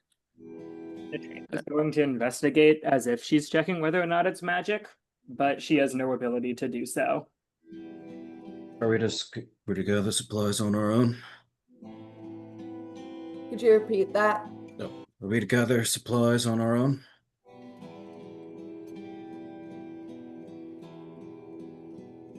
So bring spirit and swords tend to go through those. Well, I can assure you it is corporeal, based off of all of my research. I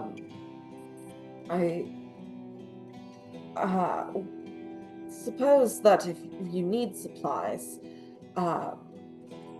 there is a general store in Last Chance, Juniper. Can I roll to see if there's anything that our patron person is not telling us as a part of this? Roll an insight check.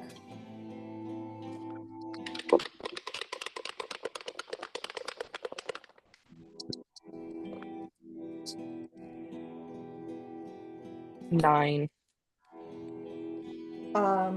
He seems pretty forthright.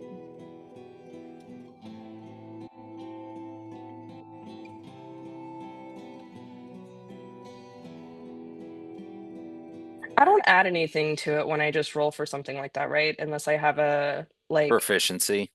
Yeah. Well, no, not just proficiency. If you have a number there, you can add it to the roll. Proficiency just makes the number bigger. Yeah. But sometimes you will need proficiency in a skill, though, and Avery will tell you if that's the case. Okay. Well, then no. You would add your wisdom bonus to it too, since it's insight. Okay, then 11. 11, yeah. He seems like he's being pretty upfront with what he needs. He gathered some people here to see if they can help him with some things. He has known that this creature has been eating farmers in the area, wants it gotten rid of. And maybe if you guys are able to get this, he will have other jobs for you to do.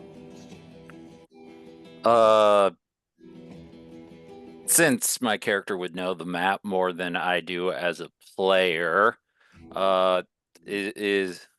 what's the travel time between here and where he's saying the critter is? Well, if you go to the Roll20, I don't know if you're on it. I have it open. The Verena estate is slightly closer to Last Chance than the map is implying, because I was trying to figure out how to use the technology. But it would probably take about a day to get to Last Chance from here, since it's still it's starting to be afternoon. You could get there probably just after the sun goes down. The ravenous spirit is probably somewhere in this area in the farmland. I was just trying to think through if the 3 days could pose a problem if there's a delay. Not really. It seems like a day to get there a day to track it down and kill it, and a day to get back.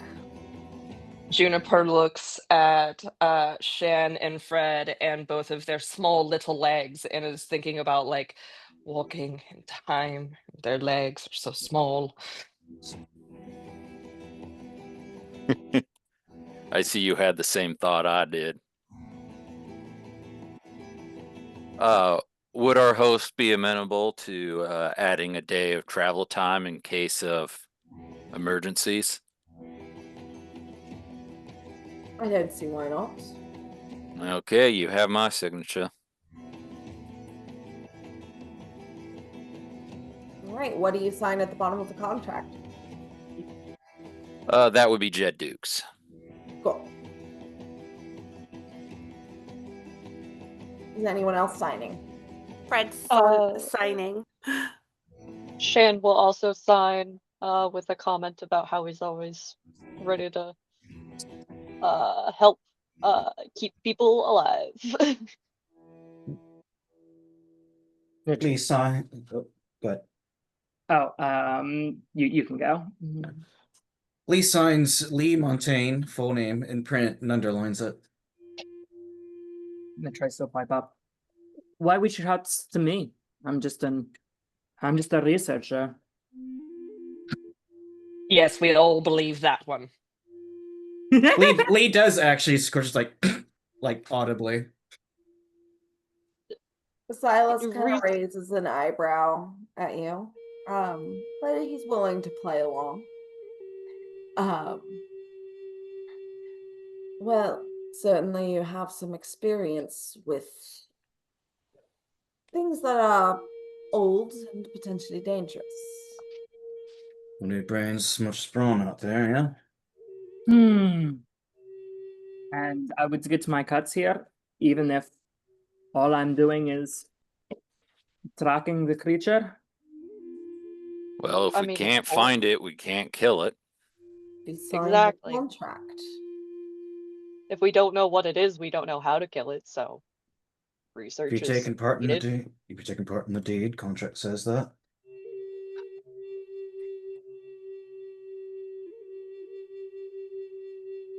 We'd really like to have you along with us. Oh, well, if Fred wants me to go. Well, okay. Easy money, I suppose. And she'll step up. And she's gonna do her so fancy official signature.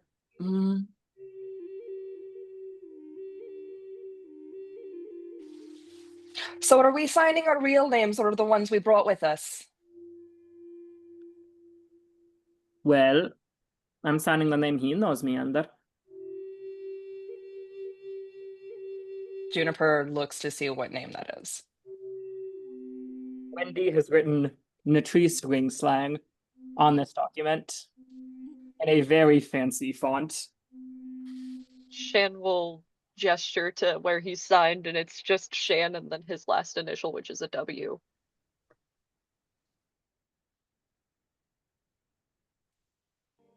Shan Wen. Shan Wen. Something like that. Jolkin, Rolkin, Rolkin, Tolkien. Yeah. Exactly. Fred has signed their name as Fred Donhill, and they've also put Henwin's name down. Oh my god. Actually, ooh. I think they should type up about that. I don't think the pig does not get a full cut. the Are you forging Henwin's signature? Are you forging Henman's signature? Because they could... No, but she's part of it. Well, yes, but I you're suppose they consenting on should her let behalf. her sign. I suppose they should let her sign for herself. Never mind in that case. Never mind. Consenting for herself? She can sign for herself, yeah, if she wants to. There's going to be another one of you? No. I just came with my pig. Your pig. With your pig? Mm-hmm. Is this a tracking pig or an eating pig? She is the finest pig in all the land. That really does not clarify my A magic question at pig. all. A magic Quite pig? magical. Very special pig. Magical. Magical enough to sign papers? She is the grand champion of the Tir Orga County Fair. What is that? So she's The basically finest- given her power of attorney.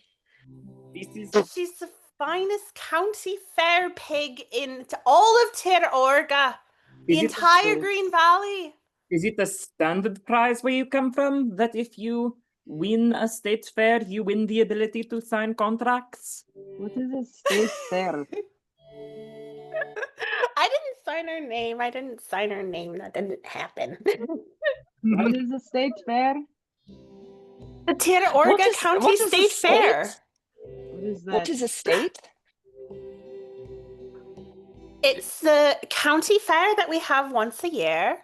It's like a big party, I Mhm. believe. It's how farmers To celebrate compete the at harvest. farming.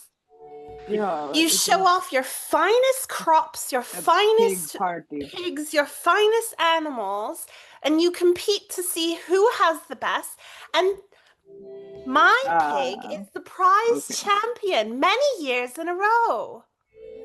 So you keep the animals against their will, and then you show them off to see which of you has the best animal slave. Not against her will. Not against her will. If Henwin didn't want to be there, she wouldn't be there. I kind of just want to see the pig. Do you want to meet Henwin? Yes, I- our last names are very similar, hilariously enough. I When love and that. Win are very close. I want to know how it is that an animal can be consenting. Well, come on, I'll introduce you.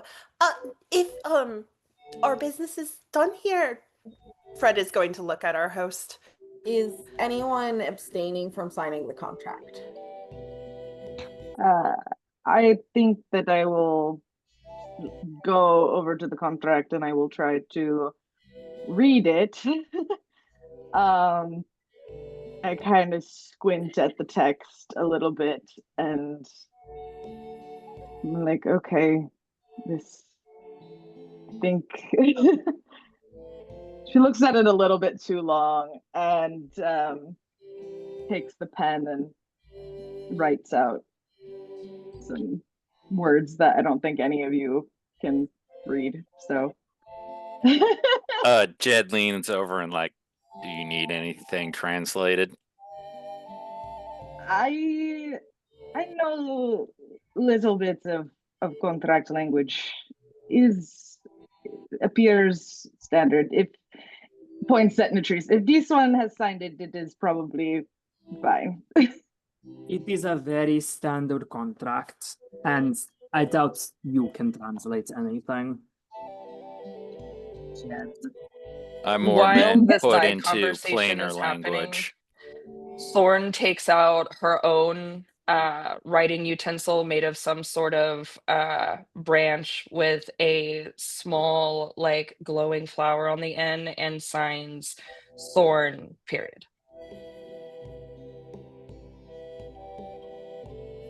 Just steps back.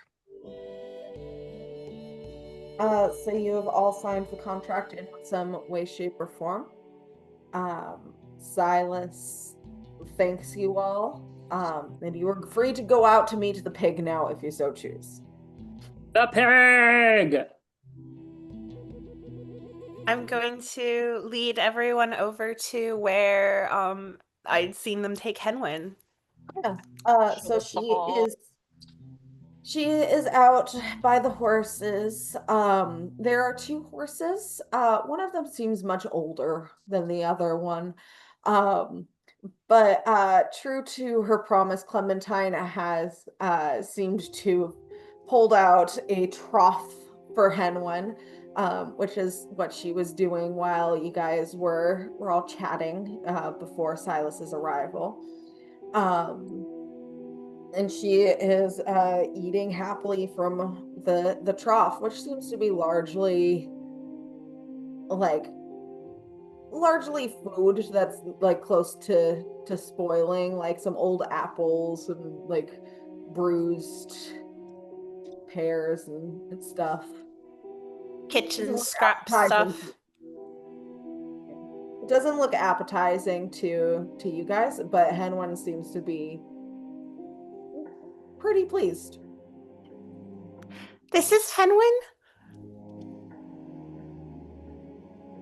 I can see why she wins fairs. Mm-hmm. What on earth is that? Is She's she my prized friendly? pig. And why Yes, is very it so friendly. big? Shane is Juniper gonna takes hold her her body out. and folds it in such a way that she is eye to eye with Henwin, and she holds her face and says, "Are you safe? Do you want to be here?" Just stares her in the eyes. I Roll take it you're a vegetarian? roll an insight check. No? Not you, the deer. What do you think? 19. 19.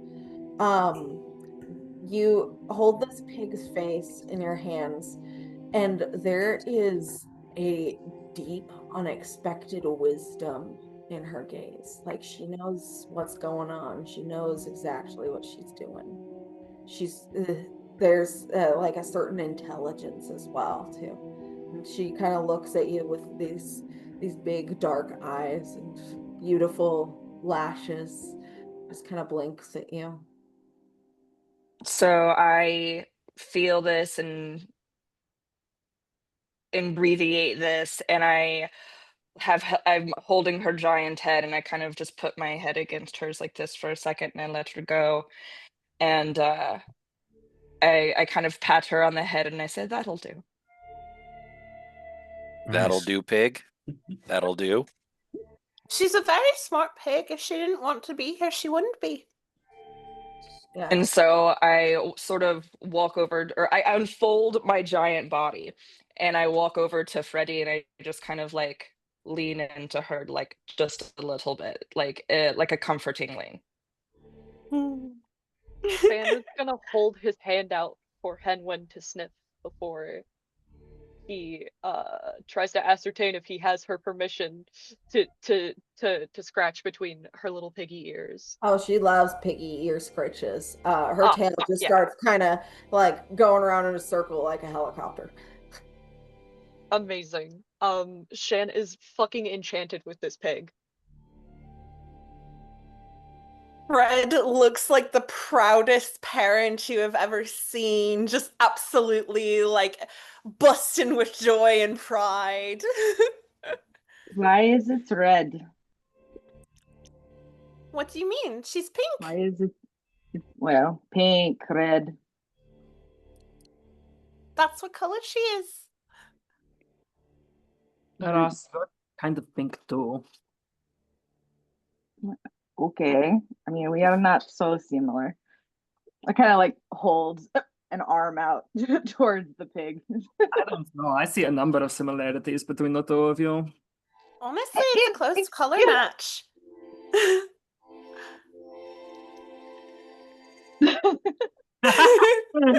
Shakes head disapprovingly. We are not the same.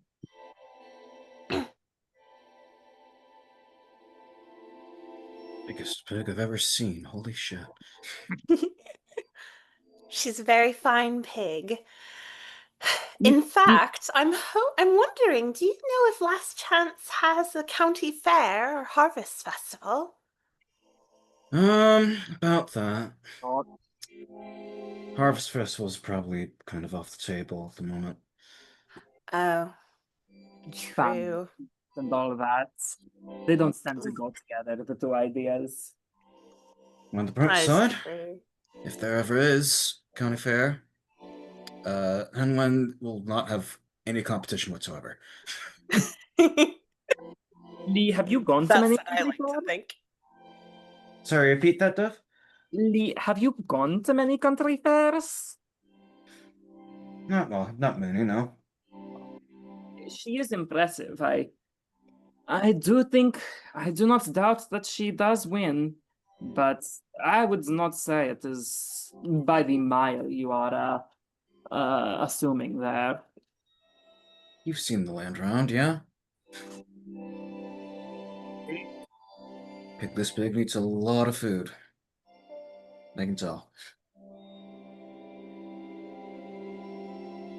Well, that is because you, and he's gonna point at Fred, um, clearly come from some small aquatic farming village somewhere. Am I correct? I told you I'm from Terrorca. Exactly. And so, in such communities, there is still thriving agriculture. If you know where to look. That's good Terrorca advice. always does well for itself. Oh, I am so certain you do. And Latrice is actually gonna go up to Fred and like pat them on the shoulder. It's true. I don't doubt it, not in the least. Fred is going to kind of lean over and like reach up and scratch Henwin's shoulder and just kind of start explaining to her, we've been hired to go over to Last Chance. We're looking after a ravenous spirit. We've got to take care of it for our host here. He hired us for 500 gold pieces for the entire group. 71 gold pieces for you, assuming everyone survives. More than that if someone manages to kick it. Let's hope that As doesn't. Fred is talking with Henwen, Juniper is sort of like looking around, taking like small sort of steps for her, and at some point her tail starts on top of Fred. Their like kind of mane of curly red hair just gets like tornadoed up into the tail. It's a very big lion poof that is happening, Pierre. And one snorts and her tail starts going again.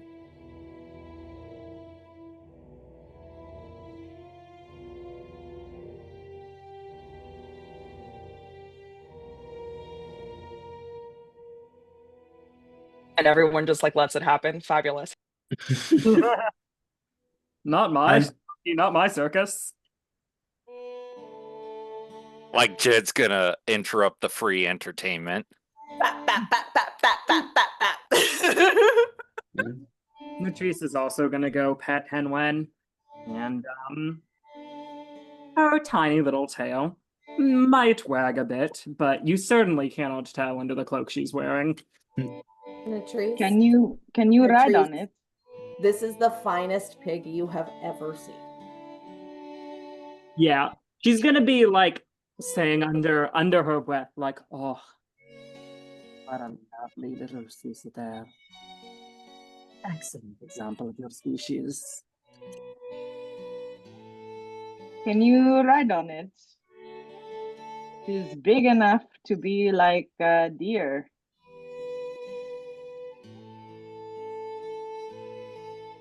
Were you asking me? Yes. Yeah. I ride on Henwin all the time. Yeah. Have you not heard the rumors of a halfling riding the biggest pig people seen? Oh, that is Uh, not by words. Words. There are rumors about me? If you know how to listen. Pig like her probably attracts no shortage of eyes, yeah? Well, yeah. Everyone is looking at her. She's real pretty. Gets around. Fred is going to swing up on top of Henwin. Sat up, and now they are actually kind of at eye level with the rest of you. The non-small folk of us. With every one of us? No, not everyone, but I'm more on level now. I'm a full 4.5. I'm closer to 5, 6 feet up now. You should actually have a staring contest with those people who aren't Willow, Juniper. Yeah, there's No, enough. Willow's my cousin. There's enough trees in that name. You'll get the right one eventually. Shanna's gonna That, look. dear, is a little bit racist. That was for players, not for characters. I'm telling all of my Pokemon professor cousins. For the love of God. I was gonna say that we're all the same because we all have different trees. All right, okay. Shanna's gonna look up at Fred, who is now so much taller than him, and go and kind of nod to himself and say, "This is right. World feels a little more correct now." Shan sits and thinks and goes, I need a riding boar. No, he just doesn't like feeling tall.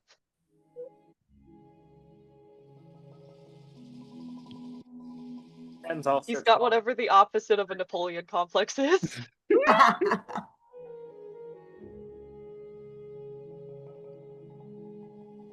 A Ted Cruz complex? No, I guess he still has a Napoleon complex too.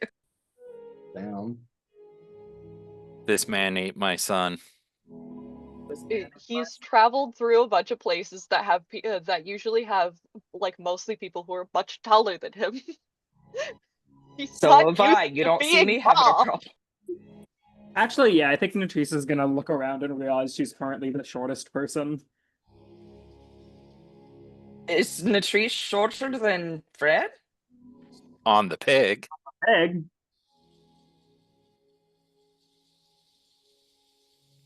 This is the party of the smalls. Party of the smalls. You all wanted to be Party name, small ankle last time biters. around. Now you get to be small.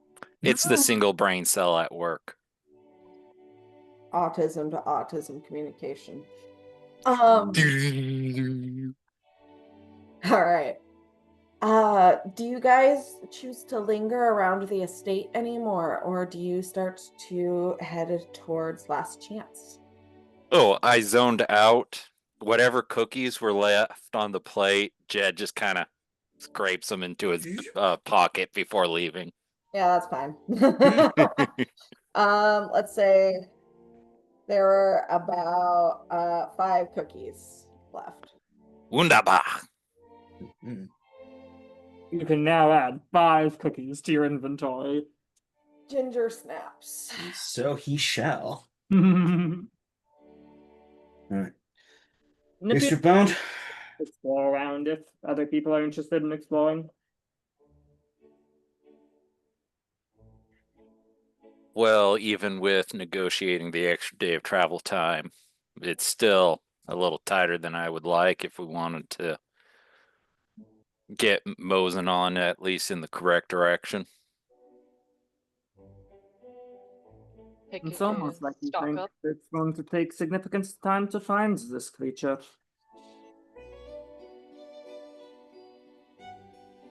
Very good ideas. If the town's got a library, you could go do your research, and Oh, most of us could be stocking up on things for the Oh journey. yes, her research. Natrice's ears, like, go suddenly ramrod straight up. And she says, I suppose they might have a library. Either way, a general store was mentioned, and hopefully they have at least something silvered for our members who aren't prepared for a ghost hunt. Not another archive. Get you on the roads if you're not prepared for a ghost hunts. I believe it was said that our target is corporeal. Yeah, True, but undead.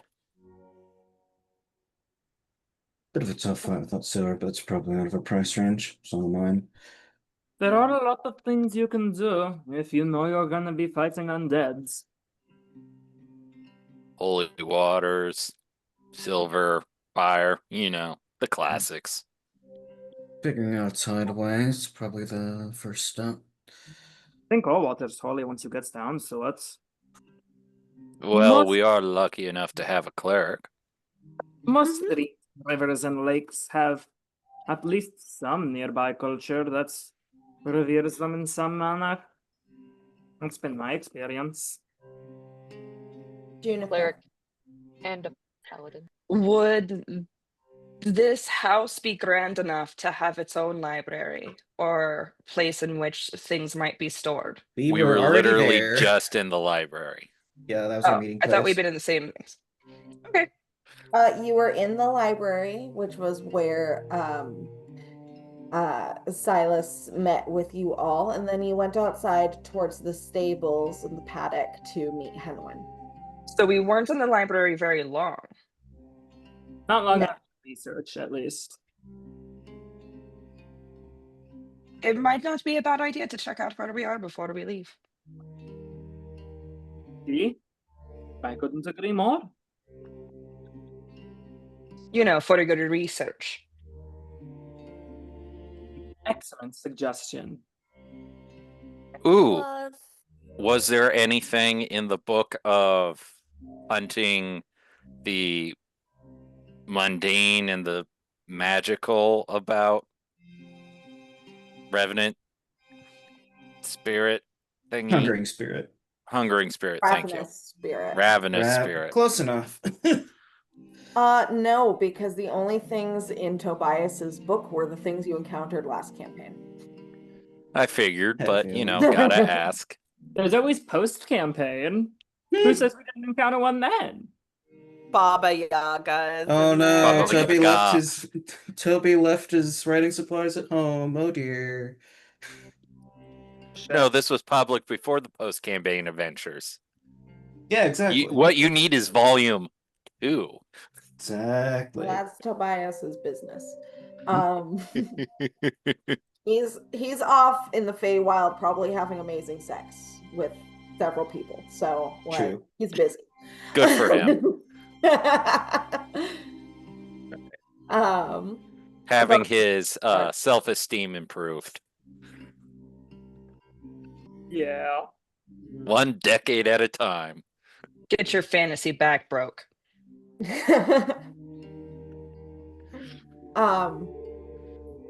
But regardless, there was not any information about a ravenous spirit in there. Shame.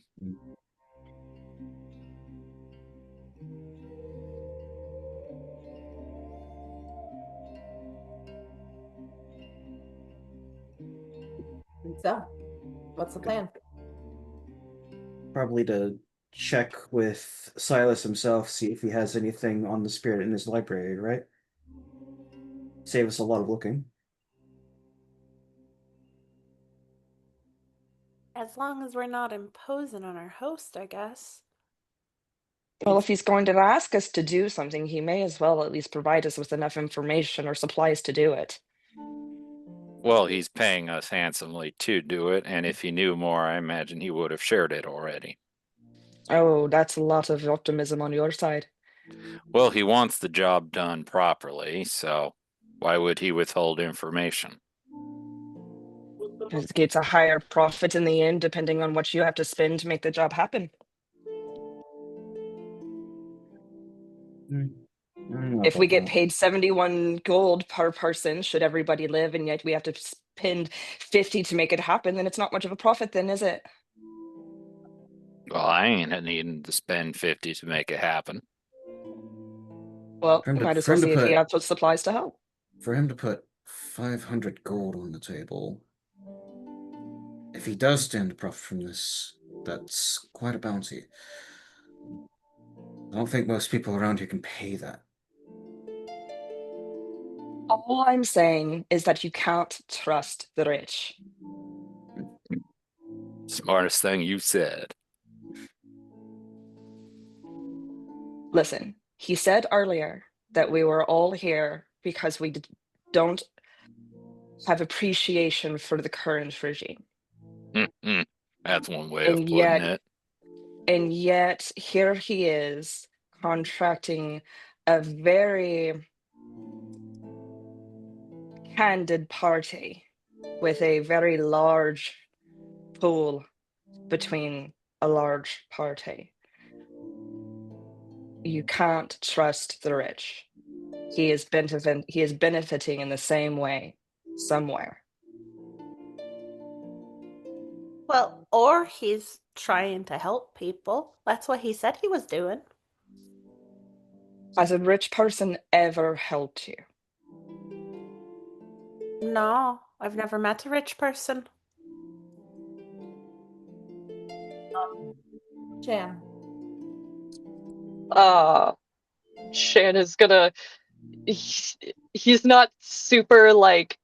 He doesn't seem like he knows all of that going on there is with all the politics stuff, but he is going to.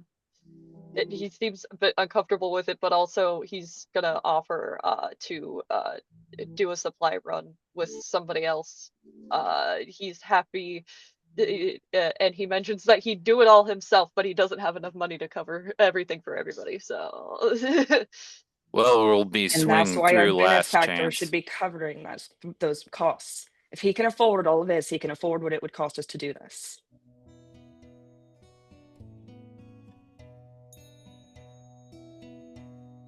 You know, I kind of wonder what would happen if turned the water in your canteen there, Shan, into holy water. If it would stay holy water, or if it would only be the water that is in there that's holy water. I think if I poured some water from it and you made that holy water, that would be holy water. But I would prefer to keep this water as just water. Fair enough. Particular reason to not want to be drinking holy water all of the time? Of course, this is prerequisite on the fact if it'll take. Exactly. But also it's just water. I don't know. I was just trying to think of different things we could use. I don't think I can make holy coffee. Probably not. But I can. It's not that limited on how much I could pour out. So we could still have plenty of holy water, and then also all of this water. I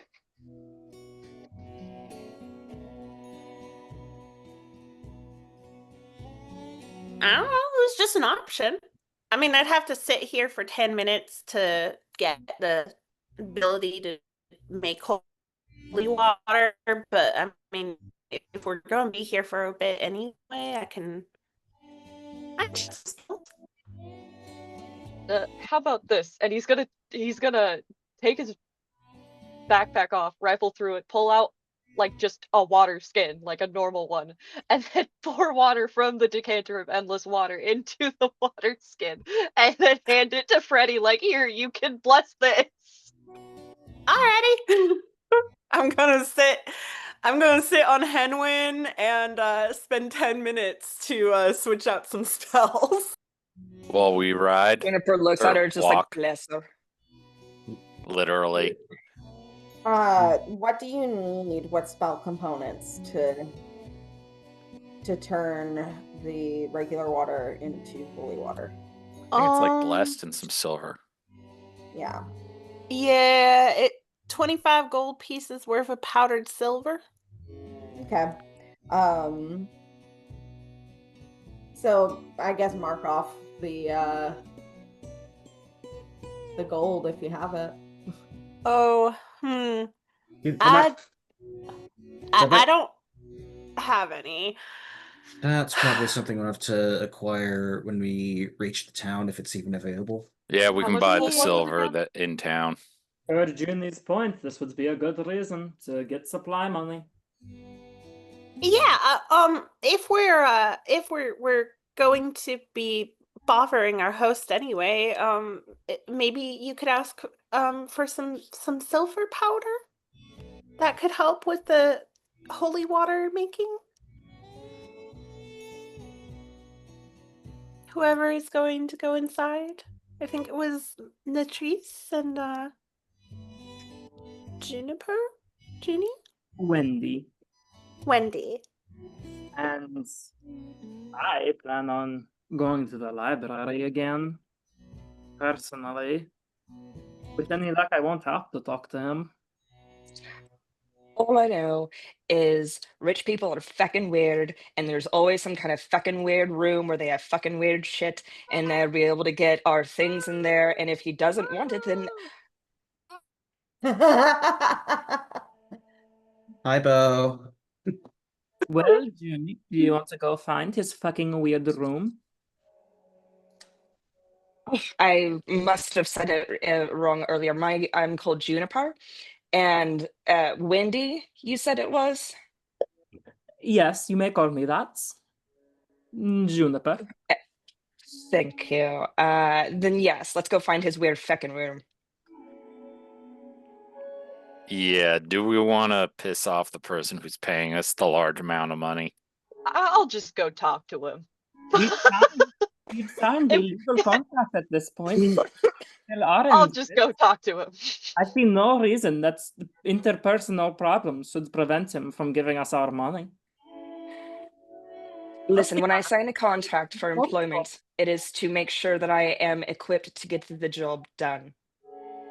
If this is a standard contract, then the contract will state that he has provided us with all of the items necessary to take care of the job done. That's So we not either what go the in and talk to the contract man. said. And Do we know? you already signed. Yeah, we literally I'll read just- it. But standard contracts would say something to that effect, right? This I'm one just gonna didn't. I'm go thinking ask. way too meta about this. Yes, We you we are. do have a physical copy I of just the deal with- contract. Here's a fun fact. I'm a teacher and I studied history, and I'm currently working in special education. I don't know how to write contracts. I refuse to use ChatGPT. So I wrote down what I thought made sense. Yeah.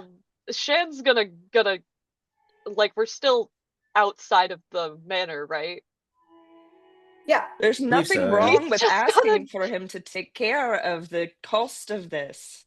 Right, If so there are I'm going to things go that we ask. need to, exactly, that's all we need to do is just ask. We just go find his Shan's weird gonna fucking go room. do that. There's a difference between asking and raiding the rich person's weird room. I never said rate. Find, If we Ask don't need raid, to find a something weird room, mincing I'm words. just gonna go ask. And Shane's gonna go back inside and find somebody and be like, hi. We I might bet you a good berry he's got a weird fucking room. And Trish is also going to go in, but to go to the library. and basically pitch that they might need some help gearing up for the journey and the endeavor and the job. Or even if he has the silver on hand, that we would be able to make some holy water. Does he have silver for holy water? Does he have is there a possibility of like a deposit for the group to Well- get to go get geared up to go do shit? Like what is my- the situation with My logic is if when I did the perception just check gonna earlier, ask. he's supposed to be like everything was supposed to be on the like up and up as much as I could tell, and Natrice looked over the contract, and I'm familiar with contracts. It's for me it is like of course you go and you ask the person what it is that they are going to do to help you complete them, because he did ask us questions of if we had any questions or if we had any clarifying, and then we wanted to go see the pig, so there's no reason why we can't go back in. Yeah. Which It's is not why like that's Shane an is still back going in to and doing. talk to but- him if you want. You Yeah, can go back Shane in, is but just I gonna don't go know knock if on the we're at a door and point we ask. can renegotiate the contract terms because it Well, wasn't. what's renegotiating it? Shane's just What do gonna you- go knock on the door and ask. It's just we're just asking because something's unclear, so we're just gonna ask. Oh my god, Shan's knocking on a door. I see why this has been such a big production. It There's really does have opening a door energy. So it sounds like Shan and Natrice were going back to see if he has any supplies that they could take. Was anyone else going back in? I'm gonna go with him. Okay, cool. Shan's just straight up like, hey, do we get supplies or do we get like a budget for supplies? Just we need supplies. That's it. Done, clean deal. He's just gonna ask point blank, do we get supplies or a Yeah, budget for that's supplies? all my intention That's is like, do you plan on helping us with supplies? And if the answer is no, that's fine. I'm not talking about raiding anything. All right. So you head back in. You were greeted at the door by Clementine once again. She takes you back to the library where Silas is still hanging out. And when you find him, he's kind of just sitting in front of the fireplace and the fire with his same glass of whiskey in hand, just kind of staring off into space. But he looks up as you guys enter again. Shan will bow politely and ask his question. Supplies. I don't have any silver, as I don't deal in spell components. That is not my area of expertise. However, if you do mention my name uh, to the owners of Irwin and Sons General Goods, they might be able to give you a discount. Excellent. Thank you. That's all we needed.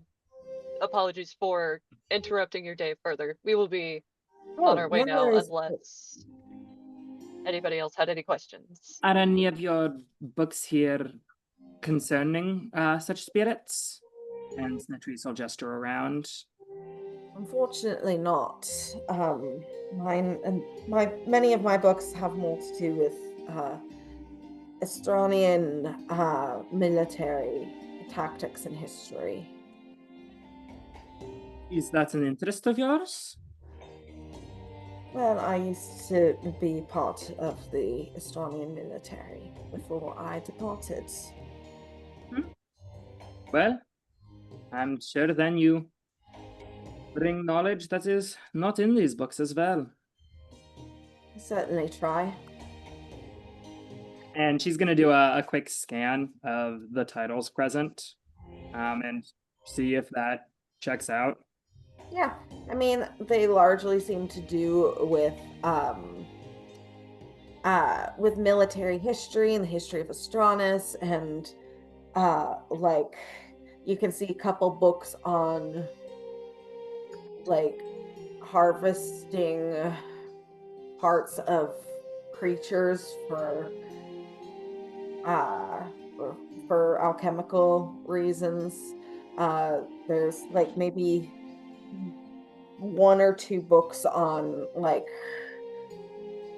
folk tales for Evadne's Reach.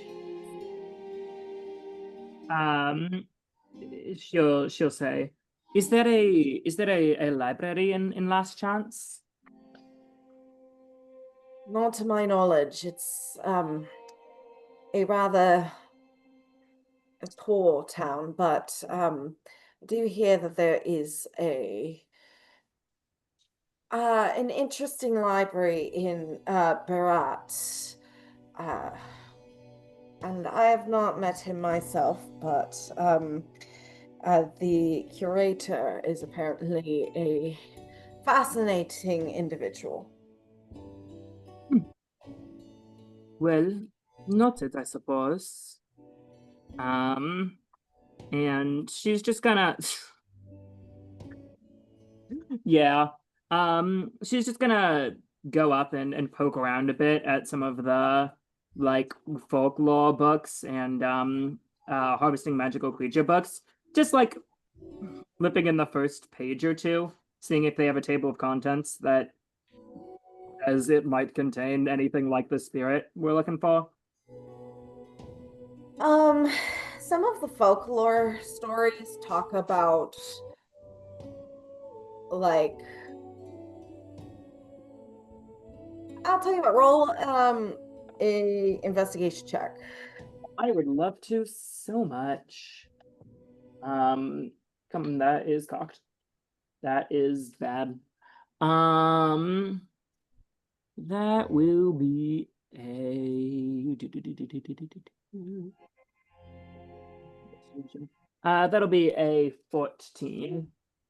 14. So some of the folklore books do talk about beings that sound like they could be undead, but like they don't specifically match up with what you were looking for. Like there's a creature mentioned called the Beast of Blight that wanders swamps of the old, or the Weeping Widow who created undead, or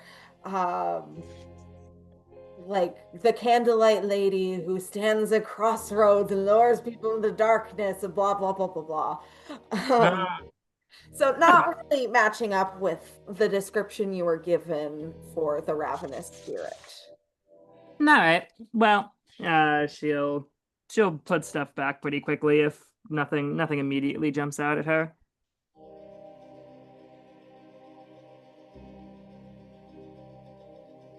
Right. Is there anything anyone else would like to accomplish before your departure? I want to, as before we leave the room, sort of step forward just a little bit and in a low voice, just thank you for your time. Of course. I appreciate you all making your way so far out here. Fred. So Fred spent the 10 minutes while they were inside, investigating and doing research, changing out my spells so that I could potentially, bless water if needed. And probably, I assume it's taken more than 10 minutes for this to happen. A little over, yeah. Yeah, then for the rest of the time, Fred is going to spend it catching Henwin up on everything that's happened so far. And very much like introducing Henwin to those who are remained behind. I think it's Lee and Jed and Ares.